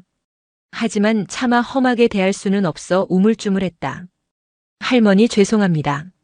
어서 돌아가세요. 하지만 할머니는 움직이지 않았다. 아니, 움직일 수 없었다. 온몸의 기운이 빠져나가고 다리가 후들거려 서 있는 것조차 힘들었다. 평생을 겪어보지 못한 모멸감과 서러움이 심장을 후벼 팠다. 손주에게 주려던 따뜻한 밥과 반찬이 담긴 보따리가 유난히 무겁게 느껴졌다. 김대위는 지프차에 오르며 마지막까지 경멸의 시선을 거두지 않았다. 그의 차가 먼지를 일으키며 사라지고 나서야 할머니는 겨우 몸을 돌렸다. 터벅터벅 천근만근 같은 발걸음을 옮기는 할머니의 굽은 등이 유난히 작아 보였다. 그때였다. 부대 안으로 사라졌던 김대위의 차가 급정거하듯 멈춰 서더니 미친 듯이 후진하여 다시 정문으로 달려왔다. 차에서 내린 김대위의 얼굴은 아까와는 비교도 안 될 정도로 새하얗게 질려 있었다. 그는 거의 울먹이는 목소리로 할머니를 향해 외쳤다. 잠깐만요, 할머니. 하지만 할머니는 그의 말을 듣지 못했다. 아니, 듣고 싶지 않았다. 그녀는 주머니 속에서 작고 낡은 휴대전화 하나를 꺼내 들었다. 그리곤 익숙하게 번호를 눌러 누군가에게 전화를 걸기 시작했다. 그녀의 입에서 나온 이름은 잠시 후 이 부대 전체를 발칵 뒤집어 놓을 이름이었다. 손옥자 할머니의 거친 손가락이 낡은 휴대폰 버튼을 눌렀다. 신호음이 몇 번 가지 않아 중후하고 힘있는 목소리가 수화기 너머에서 울렸다. 예, 어머님. 접니다. 그 목소리는 이상하리만치 차분했지만 그 안에 담긴 무게감은 전화기를 뚫고 나올 듯했다. 원철안하다. 할머니의 목소리는 물기를 머금은 채 가늘게 떨리고 있었다. 그 한마디에 전화기 너머의 남자는 모든 것을 직감했다. 어머님 어디십니까? 무슨 일 있으신 겁니까? 양주 25사단 앞이다. 우리 강민이 얼굴 좀 보러 왔는데. 할머니는 차마 자신이 겪은 모욕을 입에 담지 못하고 말을 흐렸다. 하지만 이미 남자의 목소리는 강철처럼 차갑게 굳어지고 있었다. 쫓겨나셨습니까? 어떤 놈입니까? 어머님께 감히 그런 짓을 한 놈이 누굽니까? 남자의 목소리는 활화산이 터지기 직전의 고요함 그 자체였다. 할머니가 대답 대신 희미한 흐느낌을 흘리는 순간 모든 것은 결정되었다. 어머님, 아무데도 가지 마시고 거기 잠시만 계십시오. 10분. 10분이면 도착합니다. 전화가 끊겼다. 할머니가 휴대폰을 내리는 바로 그 순간 미친 듯이 후진해온 지프차에서 김혁주 대위가 굴러떨어지듯 내렸다. 그의 얼굴은 사색이 되어 있었다. 조금 전 중대 행정반에서 전화를 받고 달려온 것이었다. 사단장 직속 부관실에서 걸려온 피를 말리는 전화였다. 곧 육군본부에서 VVIP가 방문하시니 정문에서 단 한치의 오차도 없이 대기하라는 명령이었다. 그리고 그 VVIP의 인상착의는 방금 자신이 모욕하고 내쫓은 초라한 노인과 정확히 일치했다. 하할머니. 아니 어르신. 오해가 있으셨던 것 같습니다. 김대위의 목소리는 다급함을 넘어 처절했다. 그는 허리를 90도로 숙이며 할머니의 팔을 잡으려 했다. 하지만 할머니는 차갑게 그의 손을 뿌리쳤다. 내 몸에 손대지 마라. 그때였다. 저 멀리서부터 땅을 울리는 듯한 엔진 소리와 함께 위압적인 검은색 세단 한 대가 사이렌도 울리지 않은 채 무서운 속도로 달려오고 있었다. 차량 앞뒤로는 헌병대 사이드카가 호위를 하고 있었다. 그 행렬이 부대 정문 앞에 멈춰 서는 순간 시간이 멈춘 듯 했다. 위병소 근무자들은 물론 김대위마저 얼어붙었다. 검은 세단의 보닛에는 육군을 상징하는 봉황 마크가 선명했고 앞 유리에는 별 3개가 박힌 성판이 위용을 자랑하고 있었다. 대한민국 육군대장, 참모총장이거나 그에 준하는 최고 위급 지휘관의 차량이었다. 뒷좌석 문이 열리고 군화가 아스팔트에 닿는 소리가 유난히 크게 울렸다. 차에서 내린 것은 50대 후반으로 보이는 한 사내였다. 빈틈없이 다려진 전투복, 어깨 위에서 찬란하게 빛나는 3개의 별. 이원철 대장이었다. 그는 현재 육군 지상작전 사령부 부사령관이자 군내에서 가장 존경받는 지휘관 중 한 명이었다. 그는 내리자마자 주변은 아랑곳하지 않고 오직 한 사람에게로 향했다. 손옥자 할머니였다.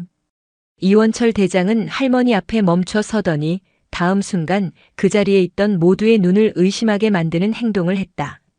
그 육군 최고 지휘관 중 한 명이 허리를 90도로 깊숙이 숙이며 할머니에게 경의를 표했다.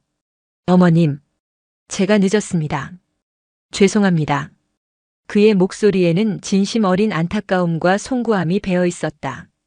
할머니는 그제야 참았던 눈물을 터뜨렸다. 원철아, 내가 여길 어찌 오셨어야죠. 오시기 전에 제게 먼저 전화를 주셨어야죠. 이 먼 곳까지 이리 험한 대접을 받으실 줄도 모르고. 이 대장은 주머니에서 손수건을 꺼내 할머니의 눈물을 닦아드렸다. 그리고는 천천히 몸을 돌려 이미 영혼이 빠져나간 듯한 표정으로 서 있는 김혁주 대위를 바라보았다. 그의 눈빛은 더 이상 한 인간의 눈빛이 아니었다. 적을 앞에 둔 맹수의 눈빛 그 자체였다. 자네가 이곳 책임자인가?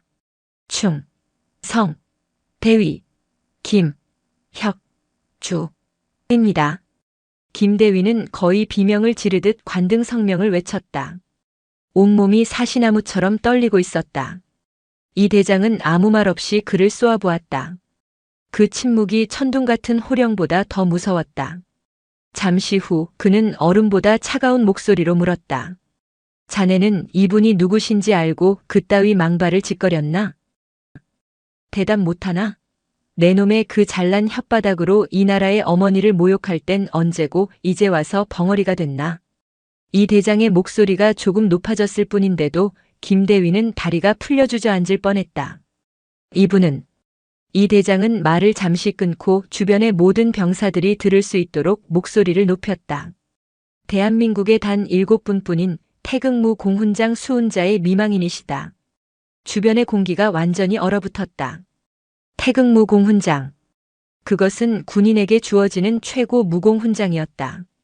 목숨을 바쳐 나라를 구한 영웅에게만 허락되는 살아있는 전설의 상징이었다. 이분의 남편 고 김태준 대령님은 이 대장의 목소리가 잠시 잠겼다. 그는 감정을 추스르고 말을 이었다. 전쟁 당시 홀로 적진에 뛰어들어 포로가 된 전우 7명을 구해내셨고 퇴로가 막히자 50명의 적과 홀로 맞서 싸우다 장렬히 산화하신 분이다. 그때 그분의 나이 28이었다. 그리고 이 어머님은 갓 태어난 아들을 홀로 키우시며 평생을 국가유공자 연금 한 푼 받지 않으시고 오직 당신의 땀으로 이 나라를 지탱해 오신 분이다. 그런데 내 놈이 감히 이원철 대장은 더 이상 말을 잇지 못했다. 하지만 그의 눈에 이글거리는 분노는 김혁주라는 한 인간의 군 생활이, 아니 인생이 끝났음을 선언하고 있었다. 정적. 부대 정문 앞은 숨막히는 정적만이 감돌았다. 이원철 대장의 말이 마치 거대한 망치처럼 김혁주 대위의 머리를 내리쳤다. 태극무 공훈장 수훈자의 미망인. 자신이 방금 전염병을 옮길 것 같은 더러운 노인네 취급하며 내쫓은 분이 대한민국 최고의 전쟁 영웅의 아내였다. 김대위는 눈앞이 캄캄해지는 것을 느꼈다. 사색이 된 그의 얼굴 위로 식은땀이 비오듯 흘러내렸다. 이 대장은 더 이상 김대위를 거들떠보지도 않았다. 그는 곁에 있던 부관에게 나직이 명령했다. 사단장, 당장 여기로 오라고 해. 그리고 저자는 오늘부로 보직 해임시키고 육군 중앙수사단에 넘겨. 군인의 명예를 더럽힌 죄, 민간인에 대한 모욕죄, 그리고 무엇보다 영웅에 대한 능멸죄. 적용할 수 있는 모든 법규를 동원해서 가장 무거운 책임을 묻게. 예, 알겠습니다. 부관이 경례를 붙이고 돌아서는 순간 김대위는 무릎을 꿇었다. 사사령관님, 잘못했습니다. 제가 정말 죽을 죄를 지었습니다. 제발 한 번만 용서해 주십시오. 그는 땅에 머리를 박고 필사적으로 빌었다. 조금 전까지 기세등등하던 엘리트 장교의 모습은 온데간데 없었다. 오직 한 마리의 비굴한 벌레가 있을 뿐이었다. 하지만 이 대장의 눈빛은 흔들리지 않았다. 용서? 내 놈이 용서를 빌어야 할 상대는 내가 아니다. 하지만 저분께는 내 놈 따위가 용서를 빌 자격조차 없다. 끌어내. 헌병들이 달려들어 통곡하는 김대위의 양팔을 잡고 질질 끌고 갔다. 그 처참한 광경을 지켜보는 병사들의 얼굴에는 공포와 함께 묘한 통쾌함이 서려 있었다. 모든 상황이 정리되자 이 대장은 다시 몸을 돌려 손옥자 할머니의 손을 잡았다. 아까와는 비교도 할 수 없이 부드럽고 따뜻한 목소리였다. 어머님, 이제 들어가시지요. 강민희 녀석, 어머님 오셨다는 소식 들으면 아마 한달음에 달려올 겁니다. 잠시 후 사단장과 연대장, 대대장에 이르기까지 부대의 모든 지휘관들이 정문으로 뛰어나와 이 대장과 할머니 앞에 정렬했다. 그들은 모두 이 상황을 믿을 수 없다는 표정이었지만 감히 누구 하나 입을 열지 못했다. 이 대장의 특별 지시로 부대에서 가장 전망 좋고 아늑한 가족 면회실이 할머니를 위해 준비되었다. 사단장 주관 하에 최고의 요리사들이 동원되어 진수성찬이 차려지기 시작했다. 소란스러운 준비 과정 속에서 할머니는 오직 한 사람만을 기다리고 있었다. 이병, 의, 강, 민. 요란한 발소리와 함께 전투복 차림의 강민이 면회실로 뛰어들어왔다. 그는 갑작스러운 호출에 어리둥절한 표정이었지만 면회실 한가운데 앉아있는 할머니를 발견하는 순간 그 자리에 우뚝 멈춰섰다. 할머니? 강민의 눈이 믿을 수 없다는 듯 커졌다. 그토록 보고 싶었던 얼굴. 편지에 썼던 소원이 이루어진 순간이었다. 강민아, 내 새끼. 할머니가 자리에서 일어나 팔을 벌렸다. 강민은 더 이상 참지 못하고 달려가 할머니의 품에 와락 안겼다. 품에 안긴 할머니의 몸은 너무나도 작고 앙상했다. 하지만 그 작은 몸에서 뿜어져 나오는 온기는 강민이 지난 몇 달간 겪었던 모든 서름과 고통을 눈 녹듯 녹여버렸다. 할머니, 어떻게 오셨어요, 여기까지? 우리 강아지 보고 싶어서 왔지. 밥은 잘 챙겨 먹는겨? 잠은 잘 자고? 누가 너 괴롭히지는 않고? 할머니는 강민의 얼굴을 쓰다듬으며 연신 물었다. 강민은 차마 힘들었다는 말을 할 수 없어 그저 고개만 저으며 눈물을 쏟아냈다. 할머니의 거친 손이 그의 눈물을 닦아주었다. 평생 밭일로 다져진 흙먼지 묻은 그 손이 세상에서 가장 부드럽고 따뜻하게 느껴졌다. 그 모습을 문 밖에서 이원철 대장이 조용히 지켜보고 있었다. 그의 눈시울도 어느새 붉게 젖어 있었다. 김태준 대령은 그의 아버지가 가장 존경했던 전우이자 목숨을 빚진 생명의 은인이었다. 아버지는 임종 직전 이 대장의 손을 잡고 유언처럼 말했다. 무슨 일이 있어도 김태준 대령님의 가족을 지켜드려라. 그것이 군인으로서, 인간으로서 내가 너에게 남기는 마지막 명령이다. 오늘 그는 아버지와의 약속을 지켰다. 그리고 동시에 군이라는 조직이 결코 잊어서는 안 될 가장 중요한 가치를 다시 한번 되새겼다. 바로 희생에 대한 존중이었다. 이 대장은 조용히 몸을 돌려 부관에게 지시했다. 이강민 이병, 오늘부터 4박 5일 특별 포상 휴가다. 지금 당장 어머님 모시고 부대 밖으로 나가서 세상에서 제일 맛있는 거 사드리고 제일 좋은 옷 사드리고 제일 편한 곳에서 주무시게 해드려. 모든 경비는 내 개인 카드로 결제한다. 그리고 복귀하면 저 녀석은 우리 부사령관실 직속 행정병으로 보직을 변경시킨다. 영웅의 손자는 더 이상 눈물 흘리지 않아도 될 것이다. 그것이 이 나라가 영웅과 그 후손에게 보내야 할 최소한의 예의이자 존경의 표시였다. 이강민 이병이 할머니와 함께 꿈같은 휴가를 보내는 동안 비룡부대는 그야말로 발칵 뒤집혔다. 육군 대장이 직접 방문하여 일개 대위를 보직 해임시키고 수사단에 넘긴 사건. 이 전대미문의 사건은 순식간에 군 전체로 퍼져나갔다. 사건의 중심에 섰던 김혁주 대위는 독방에 수감되어 조사를 받았다. 그의 모든 것이 무너져 내렸다. 육사 수석 입학, 조기 진급, 모두가 인정하는 엘리트 코스. 탄탄대로일 것만 같았던 그의 군 생활은, 아니 인생은 단 한 번의 오만하고 어리석은 판단으로 나락에 떨어졌다. 그는 며칠 밤낮을 울부짖으며 후회했지만 시간은 되돌릴 수 없었다. 하지만 진짜 지옥은 이제부터 시작이었다. 군법은 생각보다 훨씬 더 냉정하고 무서웠다. 군 형법 제62조 가혹행위 및 제48조 상관 모욕 등의 혐의가 추가로 적용되었다. 그가 이강민 이병에게 가했던 폭언과 폭행, 그리고 부대 내에서 자행했던 수많은 가혹행위들이 낱낱이 밝혀지기 시작했다. 동료 장교들과 부사관, 병사들은 더 이상 그의 권력 앞에서 침묵하지 않았다. 그동안 억눌려왔던 모든 증언들이 본물처럼 터져나왔다. 조사를 받던 중 김혁주는 손옥자 할머니의 남편인 고 김태준 대령의 군 복무 기록을 보게 되었다. 그는 믿을 수 없다는 듯 서류를 몇 번이고 다시 읽었다. 김태준 대령의 출신 학교. 바로 자신이 졸업한 육군사관학교의 대선배였다. 그것도 전설로만 내려오던 생도 시절부터 모든 분야에서 압도적인 재능을 보였던 영웅. 기록 속의 김태준 대령은 그가 평소 입버릇처럼 말하던 진정한 군인의 표상, 그 자체였다. 부하를 위해서라면 기꺼이 자신의 목숨을 내던졌고 어떠한 불의와도 타협하지 않았으며 적 앞에서는 두려움을 모르는 사자였지만 약자 앞에서는 한없이 따뜻했던 사람. 김혁주는 부끄러움에 얼굴을 들 수 없었다. 자신은 그동안 무엇을 위해 군인이 되었는가? 그저 남들 위해 군림하고 약자를 짓밟으며 자신의 우월감을 확인하기 위한 수단이 아니었던가. 얼음 심장이라 불리던 그의 자부심과 신념이 산산조각 나는 순간이었다. 그는 진정한 군인의 그림자조차 밟아보지 못한 그저 군복 입은 양아치에 불과했다. 며칠 뒤 군사재판에서 그는 불명예 전역과 함께 실형을 선고받았다. 법정을 나서던 날 그는 수감복 차림으로 교도소로 향하는 호송차에 올랐다. 창밖으로 스쳐 지나가는 부대의 위병소를 보며 그는 허탈한 웃음을 지었다. 모든 것을 가졌다고 생각했던 바로 그곳에서 그는 모든 것을 잃었다. 한편 4박 5일의 휴가를 마치고 복귀한 이강민 이병의 삶은 180도 달라져 있었다. 지상작전 사령부 부사령관실 행정병. 그것은 웬만한 장교들도 부러워하는 꿈의 보직이었다. 그는 더 이상 선임들의 눈치를 보거나 부당한 얼차려를 받지 않아도 되었다. 대신 그의 앞에는 새로운 임무와 책임감이 주어졌다.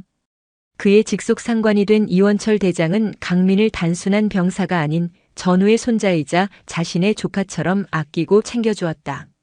그는 강민에게 군인으로서 갖춰야 할 자세와 덕목을 가르쳤고 때로는 인생의 선배로서 따뜻한 조언을 아끼지 않았다. 강민아, 내 할아버님께서는 진정으로 강한 분이셨다.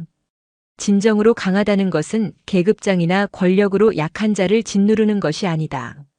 오히려 그 힘으로 약한 자를 지켜주고 감싸 안아주는 것이다. 너는 그 위대한 분의 피를 이어받았으니 절대 그 사실을 잊어서는 안 된다. 이 대장의 가르침 속에서 강민은 하루가 다르게 성장했다. 어리숙하고 나약했던 이등병의 모습은 사라지고 자신감과 책임감으로 가득 찬 늠름한 군인으로 변모해갔다. 그는 할아버지의 이름에 누가 되지 않기 위해, 그리고 할머니의 자랑스러운 손주가 되기 위해 누구보다 성실하게 군 복무에 임했다. 시간이 흘러 계절이 2번 바뀌었다. 강민이 일병 계급장을 달게 된 어느 가을날, 그는 이 대장으로부터 뜻밖의 소식을 전해 들었다. 교도소에 수감 중인 김혁주 전 대위가 그에게 면회를 신청했다는 것이었다. 강민은 잠시 망설였지만 이내 고개를 끄덕였다. 그를 만나야만 했다. 그것이 이 지독한 악연을 끊어내는 마지막 매듭이 될 것이라고 생각했다. 군 교도소의 면회실은 세상의 모든 색이 빠져나간 듯한 회색 공간이었다. 차가운 시멘트 벽과 흠집 가득한 철제 테이블, 그리고 그 사이를 가로지르는 두꺼운 아크릴 칸막이. 이쪽의 세상과 저쪽의 세상을 가르는 투명한 벽 너머로 한 사내가 힘없이 걸어 들어왔다. 이강민은 순간 그를 알아보지 못했다. 수인복을 입은 사내는 그가 기억하던 김혁주가 아니었다. 한때 얼음처럼 서늘한 카리스마와 오만함으로 부대를 호령하던 엘리트 장교의 모습은 온데간 없었다. 머리는 아무렇게나 자라 덥수룩했고 며칠은 굶은 사람처럼 볼은 헬쑥하게 꺼져 있었다. 무엇보다 강민을 놀라게 한 것은 그의 눈빛이었다. 불꽃처럼 타오르던 그 광기는 사라지고 깊이를 알 수 없는 공허함과 재만 남은 눈. 그는 살아있는 사람이라기보다는 속이 다 썩어버린 고목처럼 보였다. 김혁주는 칸막이 앞에 주저앉듯 의자를 끌어앉았다. 그는 한동안 아무 말 없이 강민의 얼굴만 빤히 쳐다보았다. 잘 다려진 전투복, 반듯하게 세운 각, 그리고 어느덧 일병 계급장을 단 강민의 모습은 그가 잃어버린 모든 것을 상기시키는 듯했다. 많이 변했군. 김혁주가 마른 입술을 열어 겨우 뱉어낸 첫마디였다. 목소리는 심하게 갈라져 있었다. 강민은 아무 대답도 하지 않았다. 그저 차가운 눈으로 그를 응시할 뿐이었다. 동정심도 연민도 아니었다. 그저 자신의 삶을 송두리째 흔들었던 한 인간의 비참한 말로를 확인하고 있을 뿐이었다. 나 때문에 고생 많았다는 거 안다. 김혁주가 다시 입을 열었다. 미안하다는 말 100번, 1000번을 해도 부족하겠지. 나는 너에게만 죄를 지은 게 아니니까. 그는 고개를 푹 숙였다. 어깨가 미세하게 떨리고 있었다. 나는 내가 세상에서 가장 잘난 놈인 줄 알았다. 육사를 수석으로 졸업하고 남들보다 빨리 진급하는 게 진짜 군인이고 진짜 남자라고 생각했다. 그래서 나보다 약해 보이는 놈들, 나보다 가지지 못한 놈들을 짓밟으면서 내 존재를 증명하려고 했지.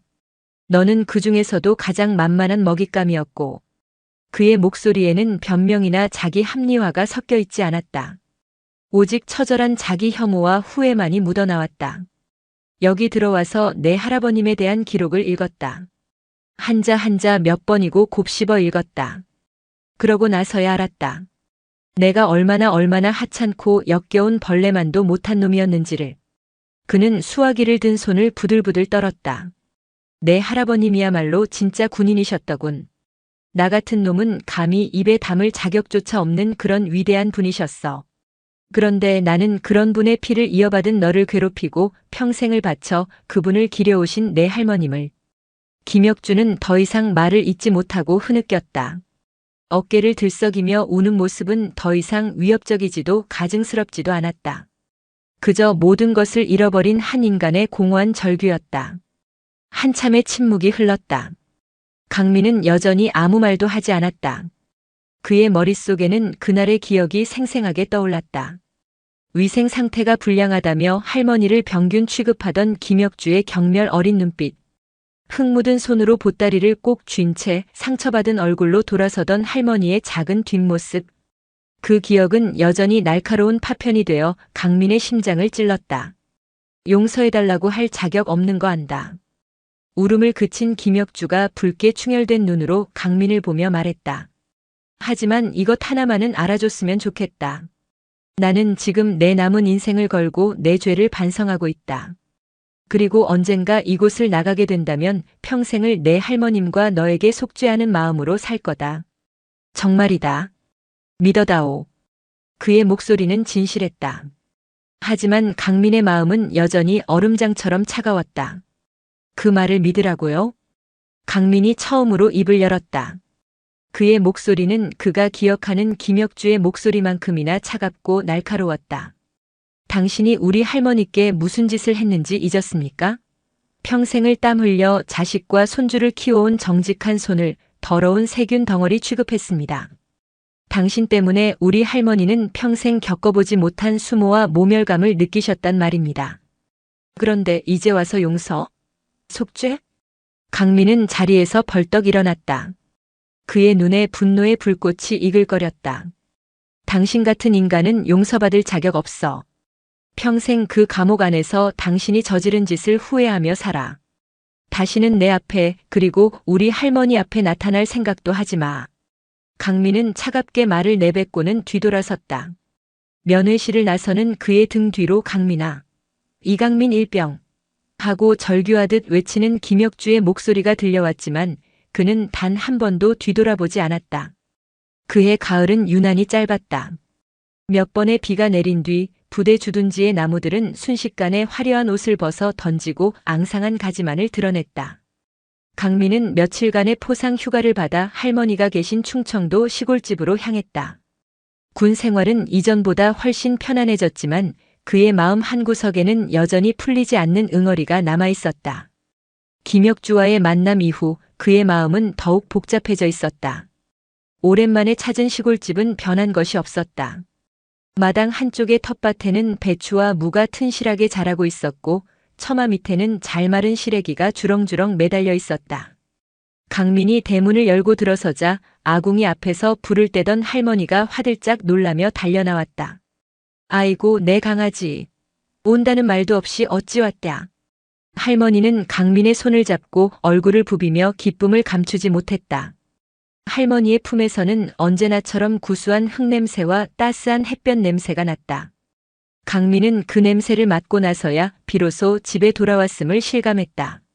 그날 저녁 할머니는 강민을 위해 따뜻한 저녁상을 차렸다. 갓 지은 쌀밥과 직접 키운 채소로 만든 나물, 그리고 아궁이에서 뭉근하게 끓여낸 된장찌개. 세상 그 어떤 진수성찬보다 값지고 맛있는 식사였다. 두런두런 이야기를 나누던 중 강민은 조심스럽게 교도소에 다녀온 이야기를 꺼냈다. 김혁주가 어떻게 변했는지 그리고 그가 어떻게 사죄했는지를 담담하게 이야기했다.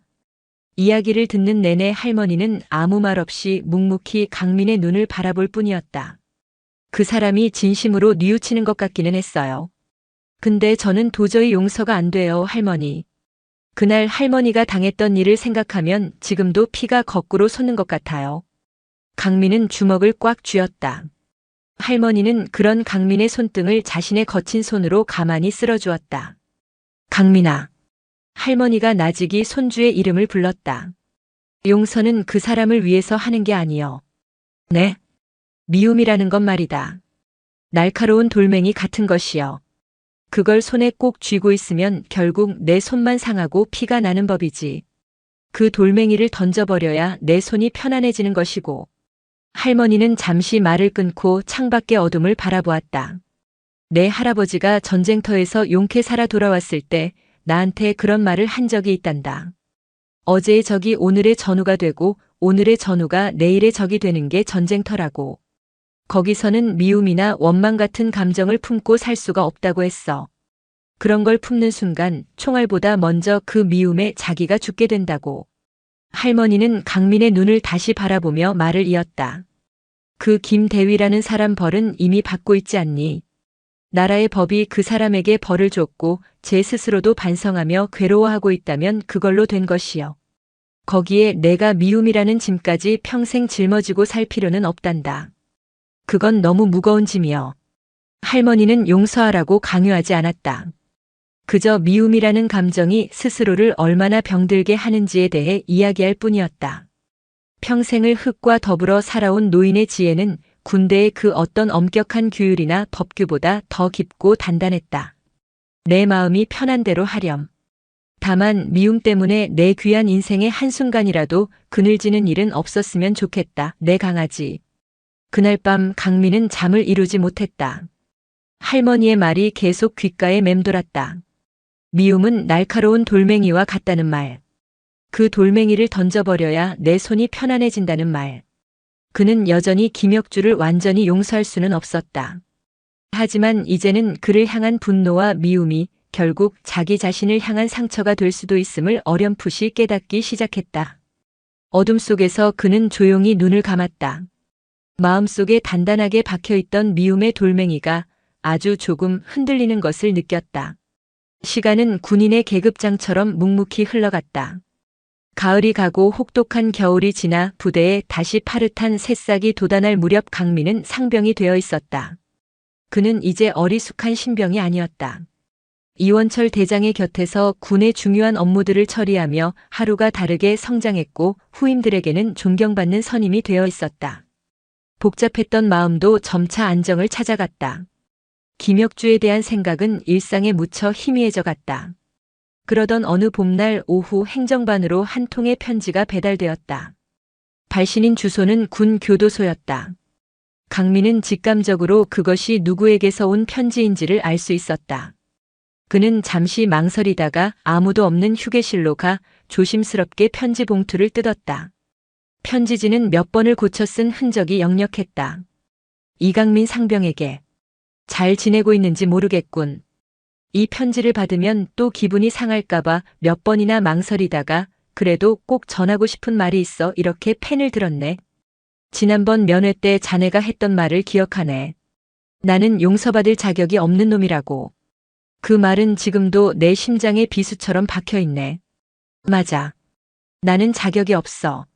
그래서 이 편지는 용서를 구하기 위해 쓰는 것이 아니네. 그저 나의 변화에 대해 그리고 내가 깨달은 것에 대해 자네에게 알려주고 싶었네. 나는 이곳에서 군사 관련 서적들을 닥치는 대로 읽고 있네. 특히 자네의 할아버님 김태준 대령님에 대한 자료는 전부 찾아서 수십 번도 더 읽었지.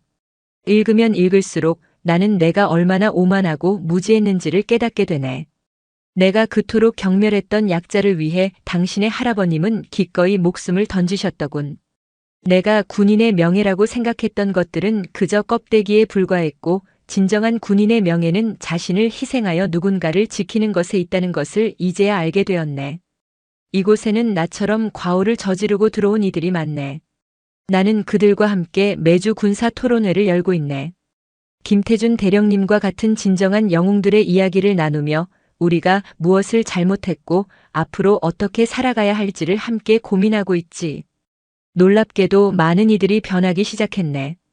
절망만 가득했던 눈에 조금씩 삶의 의지가 보이기 시작했어. 나 또한 그들을 도우며 아주 조금씩 속죄하는 기분을 느끼고 있다네. 이강민 상병. 자네는 내가 평생 경멸해왔던 할머니밖에 없는 불쌍한 놈이 아니었네. 자네는 내가 감히 상상조차 할 수 없는 위대한 영웅의 손자였고 그 누구보다 강한 사람이었어. 부디 자네의 군 생활이 그리고 앞으로의 인생이 할아버님의 이름에 부끄럽지 않기를 진심으로 바라네. 다시는 자네나 자네의 할머님 앞에 나타나 폐를 끼치는 일은 없을 걸세.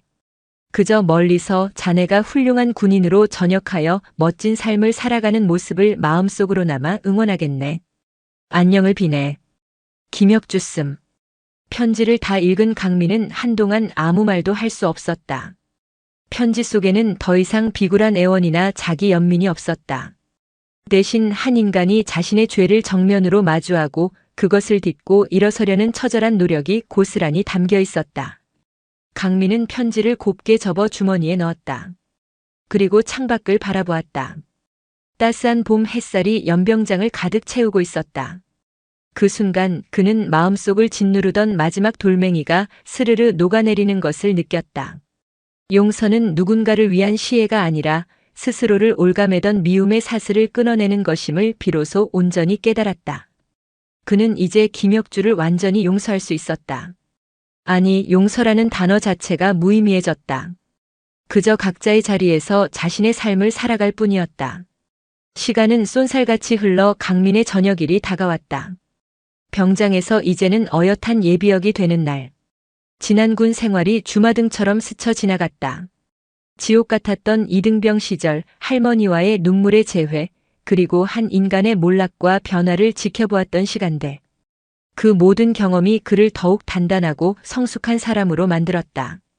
저녁 신고를 마친 강민은 부대원들과 아쉬운 작별 인사를 나누었다. 그를 유독 아꼈던 이원철 대장은 그의 어깨를 두드리며 말했다. 고생 많았다, 강민아. 사회에 나가서도 늘 지금처럼 늠름하고 올곧게 살아가거라. 내 할아버님께서 하늘에서 늘 너를 지켜보실 것이다. 부대 정문을 나서는 강민의 발걸음은 가벼웠다. 그는 곧장 고향 집으로 향하지 않고 익숙한 길을 따라 군 교도소로 향했다. 마지막으로 매듭지어야 할 일이 남아 있었다.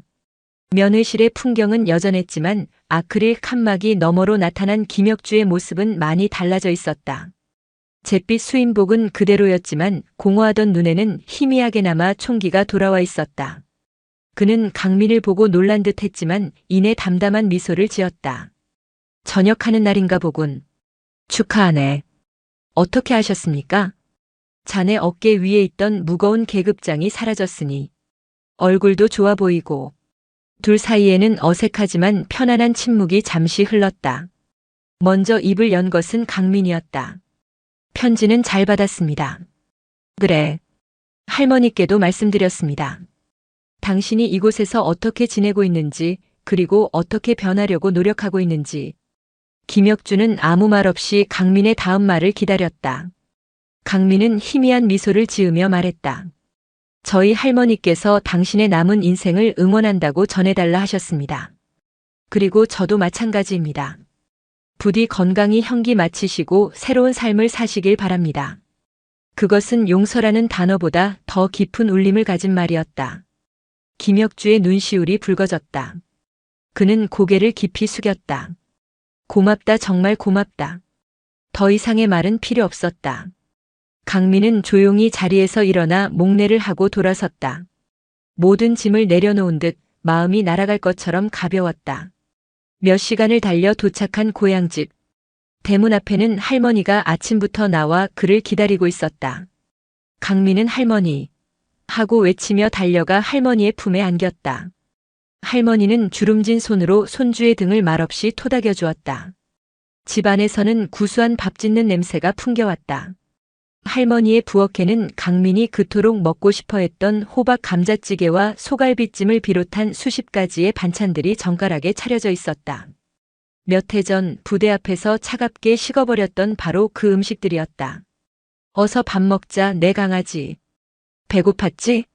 할머니는 강민의 밥그릇에 고봉으로 밥을 퍼주었다. 강민은 목이 메어 아무 말도 할 수 없었다. 그는 숟가락 가득 밥을 떠서 입에 넣었다. 세상에서 가장 따뜻하고 맛있는 밥이었다. 눈물이 밥 위로 뚝뚝 떨어졌지만 그는 멈추지 않고 계속해서 밥을 먹었다. 기나긴 여정이었다. 모욕과 분노로 시작되었던 이야기는 한 그릇의 따뜻한 밥상 앞에서 비로소 끝을 맺었다. 강민은 깨달았다. 진정한 강함은 누군가를 짓밟는 권력이 아니라 기꺼이 자신을 낮추고 상처를 보듬는 사랑과 용서에 있다는 것을. 창밖으로 들어오는 따스한 저녁 햇살이 서로를 마주보며 웃는 할머니와 손주의 모습을 포근하게 감싸주고 있었다. 오늘 사연 모음집의 이야기 어떠셨나요? 구독과 좋아요, 그리고 당신은 어디서 보고 계신지 댓글로 남겨주세요. 여러분의 응원이 사연 모음집에는 큰 힘이 됩니다. 감사합니다.